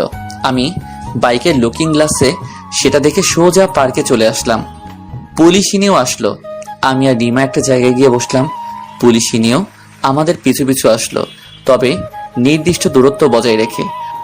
আজকে এখানে নিয়ে আসলে কেন? তোমার সাথে কিছু নিরিবিলি কথা বলার জন্য। তোর নিরিবিলি কথা বলা বের করছি কুত্তা। তুই আমাকে রেখে অন্য মেয়ের সাথে টাঙ্কি মারিস? তাই? আই, কি খেয়ে আসছো? না সোনা। কেন খাও নাই? দেখছো না কেমন শুকিয়ে যাচ্ছ? আচ্ছা, কাল থেকে নিয়মিত সময়ের খাবার সময় মতো খাবো, 3 সত্যি। মনে থাকে জানো। আর হ্যাঁ, তুমি আমাকে একটা কথা বলো তো। কি কথা? তোমাকে আমি যখন প্রপোজ করলাম তখন তুমি আমাকে ফিরিয়ে দিলে একটা পুলিশিনীর জন্য। আমার মনে হয় তুমি তাকে ভালোবাসো, তাহলে তাকে বাদ দিয়ে আমাকে গ্রহণ করলে কেন? আর বলো না ওই পেতনিটার কথা। কি? আমি পেতনি? কুত্তা, তোকে আমি কাঁচা খেয়ে ফেলবো। কেন? সে আবার তোমার সাথে কি করলো? আরে আমি তাকে প্রপোজ করেছিলাম, আমার মনের কথাগুলো সব বলেছিলাম, কিন্তু সে আমাকে গ্রহণ করে নাই, ফিরিয়ে দিয়েছে। সে নাকি আমাকে ছোট ভাইয়ের মতো দেখে। আর তুমি বলো, যার থেকে বিন্দুমাত্র ভালোবাসা পাবো না তার পিছনে ঘুরে কোনো লাভ আছে? তাই তো সেদিন রাতে অনেক ভেবে তোমাকে ফোন করে গ্রহণ করলাম। ও আচ্ছা, পুলিশিনী যদি কোনোদিন তোমার জীবনে ফিরে আসে তাহলে তুমি কি করবে? আমি চুপ করে থাকলাম, আর এদিকে অধীর আগ্রহে পুলিশিনী আমার উত্তর শোনার অপেক্ষায় আছে। কি হলো বলো? আরে না, তাকে কোনোদিনই গ্রহণ করব না, তোমাকে ছেড়ে তাকে কখনোই গ্রহণ করব না। যদি সে এসে আমার পা জড়িয়ে ধরেও কান্না করে, তারপরেও গ্রহণ করব না। সত্যি? যেই মেয়ে মনের কথাই না জানে তার সাথে কিসের ভালোবাসা? অশ্রুভেজা চোখে পুলিশিনী আমার দিকে তাকিয়ে আছে। আফিয়া আর সহ্য করে না পেরে সেখান থেকে কান্না করতে করতে গাড়ি টেনে চলে গেল। এই রে, আজকে মনে হয় বেশি হয়ে গেছে। পাগলিটা কান্না করতে করতে চলে গেল, একটু বেশি হয়ে গেছে হয়তো। যা হবার হয়েছে, এবার চলো বাসায় যাই। যাবো তো, কিন্তু আমার তো কিছু ভালো লাগছে না। কোনো টেনশন নিতে হবে না, চল তুই। চলো। যেই না বাসায় যাওয়ার জন্য পা বাড়ালাম, অমনি পুলিশিনী ঝড়ের বেগে গাড়ি টেনে আমাদের সামনে আসলো। আমরা তো অবাক চোখে তাকিয়ে আছি। পুলিশিনী গাড়ি থেকে নামলো। আমি স্পষ্ট দেখতে পেলাম যে পুলিশিনীর চোখে পানি, কিন্তু আমার দিকে রাগী ভাবে এগিয়ে আসছে। কি করব এখন বুঝতেছি না। আপনি বলার সাথে সাথে ঠাস করে একটা থাপ্পড় মারলো আমার গালে। আমি অবাক চোখে গালে হাত দিয়ে দাঁড়িয়ে আছি। তোদের মতো ছেলেদেরকে ভালোবাসতে নয়, ঘৃণা করতে হয় আর মারতে হয়। রিমা ভয়ের চোটে আমার পিছনে এসে লুকিয়েছে। আমি কি বলবো বুঝতে পারছি না, এতটা যে রেগে যাবে ভাবিনি। তুই একটা। আর কিছু না বলে চলে গেল। অনেক রেগে গেছে মনে হয়। আজ হয়তো একটু বেশি হয়ে গেছে। আমাদের মিথ্যা নাটকের জন্য এতটা রেগে যাবে ভাবতে পারিনি। তুই একটু আজ বেশি করেছিস। তাই বলে এমন করবে? কাছে এসে ভালোবাসে না বলে শুধু মারবে আর ভুল বুঝবে, এটা কোনো কথা? আরে কোনো ব্যাপার না, সব ঠিক হয়ে যাবে। কি ঠিক হবে? এই মেয়েটা এমন কেন? কষ্ট পেয়ে তিলে তিলে নিজেকে শেষ করে দিবে। তবুও এসে বলবে না মুখ ফুটে ভালোবাসি? আরে পাগল, মেয়েদের বুক ফাটে তো মুখ ফাটে না, তুই জানিস না? আর তাছাড়া তুই তো এখন শিওর হয়ে গেছিস পুলিশিনে তোকে ভালোবাসে, তাহলে এখন সবকিছু খুলে বল। না, কিছু বলবো না। যখন নিজে থেকে এসে বলবে ভালোবাসি তখনই ভালোবাসবো, তার আগে না। এই বলে রিমাকে নিয়ে বাসার উদ্দেশ্যে রওনা দিলাম। খুব রাগ হচ্ছে আফিয়ার উপর। থাপ্পড় মেরেছে এর জন্য না, রাগ হচ্ছে এই জন্য যে কষ্ট পাবে, তবু মুখ ফুটে এসে বলবে না ভালোবাসি। গাধি মার্কা মেয়ে। এই গাধির পুলিশে চাকরি হলো ক্যাম্পে, আল্লাহ জানে। মেজাজটা খুব খারাপ। বাসায় এসে সোজা রুমে গিয়ে শুয়ে পড়লাম। আম্মু অনেকবার খাবার খাওয়ার জন্য ডেকেছে, কিন্তু প্রতিবারই খাবো না বলে দিয়েছি। মনে মনে ভাবছি, আফিয়া যদি ভাবে যে আমি আবার ওর সামনে গিয়ে বলবো ভালোবাসি, তাহলেও ভুল ভাবছে। আমি আর কখনো ওর সামনে যাব না, যদি না ও নিজ থেকে এসে বলে ভালোবাসি। অন্যদিকে পুলিশিনী বাসায় এসে রুমের দরজা লাগিয়ে কান্না করতেছে, আর আমাকে নানান রকমের বকাঝকা করতেছে। কান্না করতেছে, করুক।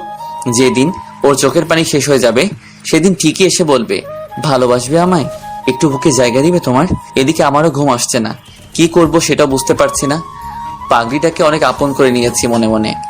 যতই দূরে যেতে চাই না কেন, সেই শেষমেশ কাছে চলে আসি।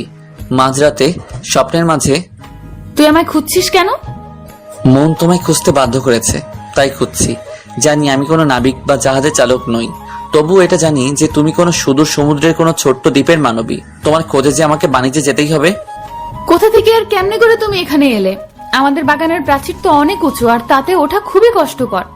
কে তোমায় এখানে আসার পথ বলে দিল? আমার ভালোবাসা আমাকে পথ দেখিয়ে এখানে নিয়ে এসেছে। হয়েছে পথ এগোনোর অনুপ্রেরণা। আমি আমার চোখ দিয়ে নিশানা করে এখানে এসেছি। আমি কোনো সুদক্ষ নাবিক নাই, তবুও তোমার জন্য সুদূর সমুদ্রের ঢেউ এক দুঃসাহসী অভিযানে নিজেকে বাজি রেখে তোমার কাছে আসার পথে এগোতাম। একটা কথা আমাকে স্পষ্ট করে বলো তো, তুমি কি আমাকে ভালোবাসো? হয়তো তুমি বলবে হ্যাঁ, আর আমি সেটাই মেনে নিব। সে যাই হোক, মাহমুদ তুমি শপথ করতে যেও না, সত্যি সত্যি বলো আমাকে ভালোবাসো কিনা। প্রিয়তমা, ওই যে দেখেছো নীল আকাশের চাঁদ, যে গাছগুলোর মাথায় রূপোর টিপ পরিয়ে দিচ্ছে, ওই চাঁদের নামে আমি শপথ করছি যে আমি তোমাকে ভালোবাসি। না না, যে চঞ্চল অস্থির চাঁদ প্রতি মাসে তার কক্ষপথ পরিবর্তন করে, তার নামে তুমি শপথ করো না। তাহলে তোমার ভালোবাসাও একদিন ওই চাঁদের মতো অস্থির হয়ে পড়বে। তাহলে তাহলে কার নামে শপথ করব? একেবারেই না।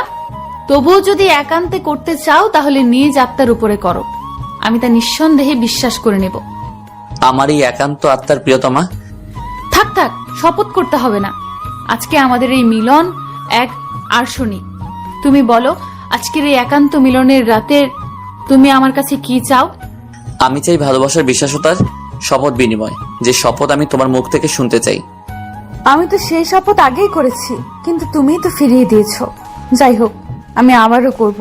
আমার শক্তি সমুদ্রের মতোই অনন্ত, আমার প্রেম সমুদ্রের মতোই গভীর। আমি তোমাকে ভালোবাসি। ইয়াহু, সত্যি? ওরে আল্লাহ, আমার মাজা গেল গো গেল। চিৎকার দিয়ে খাট থেকে নিচে পড়ে গেছি। তার মানে এতক্ষণ আমি স্বপ্ন দেখছিলাম? দূর শালার কপাল। কিরে বাবা, তোর কি হয়েছে? কিছু না আম্মু, তুমি যাও না। তাহলে সকাল সকাল এত জোরে চিল্লানি দিলি কেন? আরে আম্মু, কিছুই না, তুমি যাও তো। তুই যে কি করিস না, ছোটই থেকে গেলি। আম্মু চলে গেল। ইস, এটা যদি স্বপ্ন না হয়ে বাস্তব হতো তাহলে কতই না ভালো হতো। বাস্তবে যে নাই বলুক, স্বপ্নে এসে তো বলেছে ভালোবাসে আমায়। সত্যি বলছি, অনেক ভালো লাগছে। স্বপ্নের কথাগুলো কতই না মধুর ছিল, কতই না মিল ছিল দুজনের কথায়। উফ, এটা যদি বাস্তবে হতো, আল্লাহ গো, কবে যে এটা বাস্তবে রূপ নিবে সেটা তুমিই জানো। যাই হোক, আবার শুয়ে দিলাম এক ঘুম। এদিকে পুলিশিনী সকাল সকালে ঘুম থেকে উঠে নামাজ আদায় করে নেয়। তারপরে মায়ের সাথে নাস্তা তৈরি করে খেয়ে রেডি হয়ে রওনা দেয় থানার উদ্দেশ্যে। থানায় গিয়ে পুলিশিনী একদম নীরব হয়ে বসে আছে, কোনো কথা নাই এর মুখে। মন খারাপ করে বসে আছে। ঠিক তখনই, ম্যাম আসতে পারি? আসুন। ম্যাম সমস্যা হয়েছে। কি হয়েছে? ম্যাম পার্কে ঝামেলা হয়েছে। কি বলেন? তাড়াতাড়ি গিয়ে গাড়ি বের করুন। আচ্ছা ম্যাম। তারপরে পুলিশিনী পার্কে গেল। আর পার্কটা ছিল প্রেমের পার্ক। আই মিন, এখানে সব কাপড়রা আসে। সেখানে গিয়ে পুলিশিনী দেখলো দুই পক্ষ মারামারি করতেছে। পুলিশ দেখে দুই পক্ষই মারামারি বাদ দিয়ে যে যার মতো দৌড়ে পালাচ্ছে। পুলিশ কোনো মতে 2-3 জনকে ধরলো, কিন্তু তখনই আফিয়ার নজর গেল পার্কের এক কর্নারে। তোমরা ওদের নিয়ে যাও, আমি আসছি। বাকি পুলিশগুলো ওদের নিয়ে গেল আর পুলিশিনী সামনের দিকে এগোচ্ছে। পুলিশিনীর ওদিকে যাওয়ার কারণ সেই রিমাকে দেখেছে আর রিমার সাথে আজ আমাকে দেখেনি, অন্য একটা ছেলের সাথে, আর ওটাই হলো রিমার আসল বয়ফ্রেন্ড। আফিয়া আর দেরি না করে রিমার সামনে গিয়ে দাঁড়ালো। আফিয়াকে দেখে রিমারাও বসা থেকে উঠে দাঁড়ালো। এই মেয়ে, তুমি এত খারাপ কেন? রিমা বিষয়টা বুঝতে পেরে মাথা নিচু করে নিল। তবে রিমার বয়ফ্রেন্ড জানে না যে এই সেই পুলিশিনী। ও খারাপ মানে কি বলছেন আপনি এইসব? ঠিকই বলছি। এই মেয়েটি তোমার সাথে প্রেমের নাটক করছে। ওকে আমি অন্য একটা ছেলের সাথে নিজের চোখে দেখেছি, আর ও তাকেই ভালোবাসে। রিমা, এইসব উনি কি বলছে? রিমা হেসে হেসে ওর বয়ফ্রেন্ডের চুল টেনে টেনে সবকিছু খুলে বলতে লাগলো। সব শুনে রিমার বয়ফ্রেন্ড তো হাসতে হাসতে শেষ, সাথে রিমাও হাসছে, কিন্তু এমন ভাবে বলছে যে পুলিশিনী ওদের কথাগুলো শুনতে পাই নাই। এই ছেলে তোমাকে এই মেয়েটা ঠকাচ্ছে আর তুমি হাসছো? তাহলে আপনি আমাদের ভাবি? কি বলো এসব? ভাবি মানে? ও ঠিকই বলেছে। আমি ঠিক বুঝতে পারছি না। আরে ভাবি, এতদিন আপনাকে দেখিয়া দেখিয়া মাহমুদ ভাইয়া আর রিমা মিলে নাটক করেছে। কি? আপনাকে জ্যালাস করানোর জন্য, আপনার মুখ থেকে ভালোবাসি কথাটা শোনার জন্য আমি আর মাহমুদ এতদিন আপনাকে দেখিয়ে দেখিয়ে ভালোবাসার নাটক করেছি। কি বলছো এসব? ম্যাম, এটাই সঠিক। পাগলটা আপনাকে অনেক ভালোবাসে। ভাবি, রাখছেন কেন? একবার ভেবে দেখুন, আপনার ভালোবাসা পাওয়ার জন্য মাহমুদ ভাইয়া কত কিছুই না করেছে। আপনি শতবার অপমান করেছেন, মেরেছেন, তবু আপনাকে রেখে অন্য কাউকে মনে জায়গা দেয় নাই, আপনাকে ছেড়ে চলে যায় নাই। আপনার এতটুকু ভালোবাসা পাওয়ার জন্য পাগলটা কত কিছুই না করেছে। ভাবি, ভাইকে একবার তো একটু ভালোবাসুন। ভালো তো বাসি, তবে মিথ্যা নাটকের কিছু পুরস্কার দিতে হবে না ওকে? আল্লাহ জানে আজ মাহমুদের সাথে কি হয়। আমিও সেটা নিয়ে ভাবছি। কি হয় তা তোমরা দেখতে থাকো। আর হ্যাঁ, ওকে বলো না আমি সবকিছু জানতে পেরেছি। আচ্ছা ভাবি, তাই হবে। তবে শয়তানটাকে এখন কোথায় পাওয়া যাবে? তা তো জানি না, ওকে দাঁড়ান, ওকে কল দিচ্ছি। দাও, লাউড স্পিকারে দাও। ওকে। আমি ফোন রিসিভ করলাম। ওই, কোথায় তুই? আমি পৃথিবীতে নাই রে, চলে আসছি ওই নিষ্ঠুর পৃথিবী থেকে। তাই গো, তো তুমি কত দূরে গেছো? চলে আসছি মহাকাশের বাইরে, যেখানে ওই পুলিশিনী শালীর মুখ দেখতে হবে না। ওই কি বলিস? চুপ কর ভাই। তুই জানিস না ওই শালী আমার মন বুঝলো না, আমার ভালোবাসার মূল্য দিল না। ওই, তুই ফাজলামি বাদ দিবি, না হলে তোর কপালে কিন্তু অনেক দুঃখ আছে। কোথায় তুই সেটা বল। কি আর হবে, আমার জীবন তো শেষ। কোথায় তুই কবি? নদীর তীরে বসে আছি আর আমার কষ্টগুলো নদীর মাছগুলোর সাথে শেয়ার করতেছি। আচ্ছা থাক। তোমরা থাকো, আমি ওকে দেখে আসছি।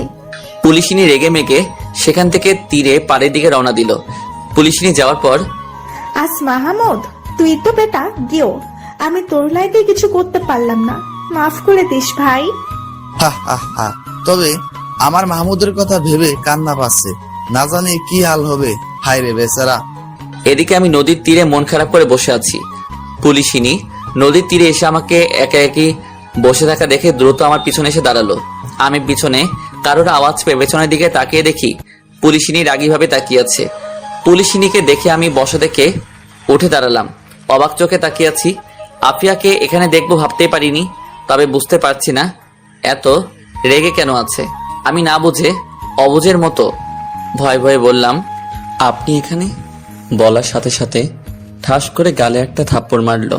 তবে থাপ্পড়টা এত জোরে মেরেছে যে আমি দাঁড়ানো থেকে মাটিতে পড়ে গেছি। কোনো কথা না বলে অসহায়ের মতো তাকিয়ে আছি। হঠাৎ করে কিছু না বলে এসেই কলার চেপে ধরে দাঁড় করালো। আমি কিছু বলছি না, অসহায়ভাবে তাকিয়ে আছি। নাটক করতে গিয়ে এতটা রেগে যাবে ভাবতে পারিনি। ওদিকে ঠোঁটটা খুব জ্বালা পোড়া করছে। বুঝতে অসুবিধা হলো না যে থাপ্পড়ের চোটে ঠোঁট কেটে গেছে। পুলিশিনী আমার কলার ধরে টেনে টেনে গাড়ির দিকে নিতে লাগলো। আমার বোঝা হয়ে গেল আমায় থানায় নিয়ে যাচ্ছে। এখন আমাকে কোথায় নিয়ে যাচ্ছেন? আমি কি করেছি? চুপ, একটা কথাও তোর মুখ থেকে বের করবি না, তাহলে তোর খবর আছে। কথাটা পুলিশিনী আমার মাথায় পিস্তল ঠেকিয়ে বলল। পিস্তল দেখে তো আমার নিচেই হয়ে যাবার অবস্থা, তাই বাধ্য ছেলের মতো পুলিশিনীর সাথে যেতে লাগলাম। সোজা আমাকে থানায় নিয়ে কয়েদিদের মধ্যে ভরে দিল। বুঝতে পারলাম আমাকে সেদিনকার মতো মারবে, মেরে পা ভেঙে দিবে। কিছুক্ষণ পরে পুলিশিনী আসলো আর সোজা জেলের মধ্যে আসলো। কিন্তু পুলিশিনীর হাতে আগের বারের মতো কোনো লাঠি নাই। ওর হাতে তুলা আর অন্য হাতে পানীয় মেডিসিন। মেডিসিনের নাম আমি জানি না। আমি অবাক চোখে তাকিয়ে আছি। পুলিশিনী কিছু না বলে তুলায় সেই মেডিসিন লাগিয়ে আমার কাছে আসলো। আমি ভয়েতে পিছনে সরে গেলাম। তাতে আরো রাগী চোখে তাকিয়ে, তা যদি আর এক পা পেছনে যাস তাহলে তোর বাকি পাটাও আগের মতো ভেঙে দিব। আমি ভয়েতে মন খারাপ করে দাঁড়িয়ে থাকলাম। পুলিশিনী আবারও আমার কাছে এসে ঠোঁটে জমে থাকা রক্তগুলো পরিষ্কার করে দিতে লাগলো। এত কাছ থেকে পুলিশিনীকে অপূর্ব লাগছে, কিন্তু হঠাৎ করে এত দরদ দেখানোর কারণ বুঝতে পারছি না। ভালো করে আফিয়ার দিকে তাকিয়ে দেখি ওর চোখে পানি। পুলিশিনী কান্না করছে কেন? ওর চোখে পানি কেন? আমাকে মেরে নিজে কান্না করতেছে। তার মানে কি পুলিশিনীও ভালোবাসে? ধুর, ভালো যদি বাসে তাহলে কান্না করছে কেন? তাহলে কি সবটা জেনে গেছে? পুলিশিনী আমার ঠোঁট পরিষ্কার করে দিয়ে চোখে চোখ রাখলো, কিন্তু ওর চোখ দুটো ছিল অশ্রু ভেজা। আপনি কান্না করছেন কেন? পুলিশিনী কোনো উত্তর না দিয়ে আমার দিকে তাকিয়ে আছে। ওর চোখ কিছু আমায় বলছে, কিছু বোঝাতে চাচ্ছে, কিন্তু আমি বুঝছি না, কারণ এর আগে বুঝে ঠকেছি, তাই বিশ্বাস করতে ভয় হচ্ছে। পুলিশিনী কিছু না বলে মন খারাপ করে চলে গেল। আর আসেনি সামনে। দেখলাম পুলিশিনী থানার বাহিরে চলে গেছে, কিন্তু কি হচ্ছে বুঝতে পারছি না। প্রায় ঘন্টাখানেক পরে আবার পুলিশিনী থানায় আসলো। তবে সে সময় তো কান্না করছিল, কিন্তু এখন আফিয়ার মুখে একটা বিশ্বজয়ের হাসি লেগে আছে। তারপর কনস্টেবলকে বলল, কনস্টেবল, ওকে ছেড়ে দাও। তারপর আমাকে কয়েদির থেকে বের করা হলো। পুলিশিনীর চোখ মুখের দিকে তাকালাম, কেমন জানি একটা হাসি লেগে আছে। আমি কিছুই বুঝতে পারছি না এই হাসির মানে কি। প্রথমে আমাকে ধরে নিয়ে আসলো, আমাকে মেরে নিজে কান্না করলো, আবার থানায় এনে কয়েদে ঢুকিয়ে নিজে মেডিসিন লাগিয়ে দিল ব্যথা জায়গায়। এখন আবার হাসছে। কি হলো? পুলিশিনীর হাজারো প্রশ্ন মাথার ভিতরে ঘুরপাক খাচ্ছে। আমাকে ছেড়ে দেওয়া হলো। বাসায় গিয়ে আম্মুর সাথে কিছু কথা বলে সোজা রুমে চলে গেলাম। আম্মুকে বলি নাই যে আজও আমাকে থানায় নিয়ে যাওয়া হয়েছিল, শুনলে কষ্ট পাবে, তাই বলি নাই। রুমে এসে হাজারটা চিন্তা করতে করতে ঘুমিয়ে গেলাম। ঘুম ভাঙলো বিকেল 4টায়। তবে আমার ঘুম ভাঙেনি। আমার হারামি বন্ধুগুলো আমার ঘুম ভাঙিয়ে দিয়ে মাথায় হাত রেখে দাঁড়িয়ে আছে। তাহলে বড় ভাইয়ের ঘুম ভাঙলো? ওই, তোরা আমার ঘুম ভাঙালি কেন? তো কি করব তোর সাথে? কি করবি মানে? শালা আমাদের রেখে পালিয়ে বিয়ে করতে গেছিল না? কি রে, আজ তোরা সবাই আমার উপরে এত রেগে আছিস কেন? আর আমি রাখবো না তো কি করব? কেন রাখবি কেন? কি হয়েছে কবি তো? দেখ দেখ, শালা বাটকেলটা এমন ভাব করতেছে যেন কিছু জানে না। কি জানবো? সত্যি আমি কিছু জানি না। শালা একদম টপ মারবি না। ও নিজে জানে না যে ওর আজ বিয়ে। কি বিয়ে মানে? আমি এক লাফে শোয়া থেকে বিছানায় উপরে বসে পড়লাম। শালা এমন ঢং করতেছে যেন ও জানে না আজ ওর বিয়ে। কি? কিসের বিয়ে? কার বিয়ে? ওই তুই জানিস না আজ তোর বিয়ে? তোগো দোহাই লাগে, আমি কিছু জানি না। ওই ওই, আমাদের দোহাই দিবি না একদম, আর নাটক বন্ধ কর। সত্যি আমি জানি না। মানে কি? আন্টি না আমাদের ফোন করে বলল যে আজ তোর বিয়ে। কি? আম্মু তোদের বলেছে? আন্টি তো আমাদের সবাইকে ফোন করে বলেছে। তাহলে আম্মু তোদের সাথে মজা করছে? মজা করছে মানে? মজাই তো। যদি আমার বিয়ে ঠিক হতো তাহলে সেটা আমি জানি না এটা হয় নাকি? তখনই আম্মু রুমে এসে, আর কোনো মজা না, আজ সত্যি তোর বিয়ে। আম্মুর কথা শুনে আমি হা করে তাকিয়ে আছি। কি রে, এমন হা করে তাকিয়ে আছিস কেন? আম্মু, তুমি এসব কি বলছো? পাগল হয়ে গিয়েছো নাকি? আমি পাগল হইনি, সত্যি সত্যি আজ তোর বিয়ে।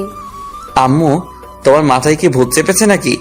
বলা নাই কওয়া নাই, এভাবে কি বিয়ে করা যায় নাকি? কেন করা যায় না? তোর কি কোনো পছন্দ আছে? না মানে আম্মু, আছে তো পুলিশিনী, তবে ও যে আমায় ভালোবাসে কিনা শিওর জানি না। থাকলেও কিছুই করার নেই, আমি মেয়ের পক্ষকে কথা দিয়ে ফেলেছি। আম্মু, আমি এই বিয়ে করব না। কেন করবি না? যাকে চিনি না জানি না তাকে কি করে বিয়ে করব? তোকে কিছু জানতে বা বুঝতে হবে না, আমি মেয়ের সম্বন্ধে অনেক কিছু জানি, আর আমি এত কিছু জানি না। এই নে, এগুলো পরে নে। আমি এই বিয়ে করতে পারবো না। তুই যদি আজ এ বিয়ে না করিস তাহলে আমার মরা মুখ দেখবি। আম্মু আম্মু কোনো কথা না বলে চলে গেল। এই পৃথিবীর মায়েদের একটাই কমন ডায়লগ, আর সেই ডায়লগের কাছে প্রত্যেকটা ছেলে মেয়ে ধরা দিতে বাধ্য। যে ডায়লগের কাছে পৃথিবীর অনেক ভালোবাসা সমুদ্রের মতো গভীরে হারিয়ে যায়। আমি এখন বাধ্য বিয়ে করতে।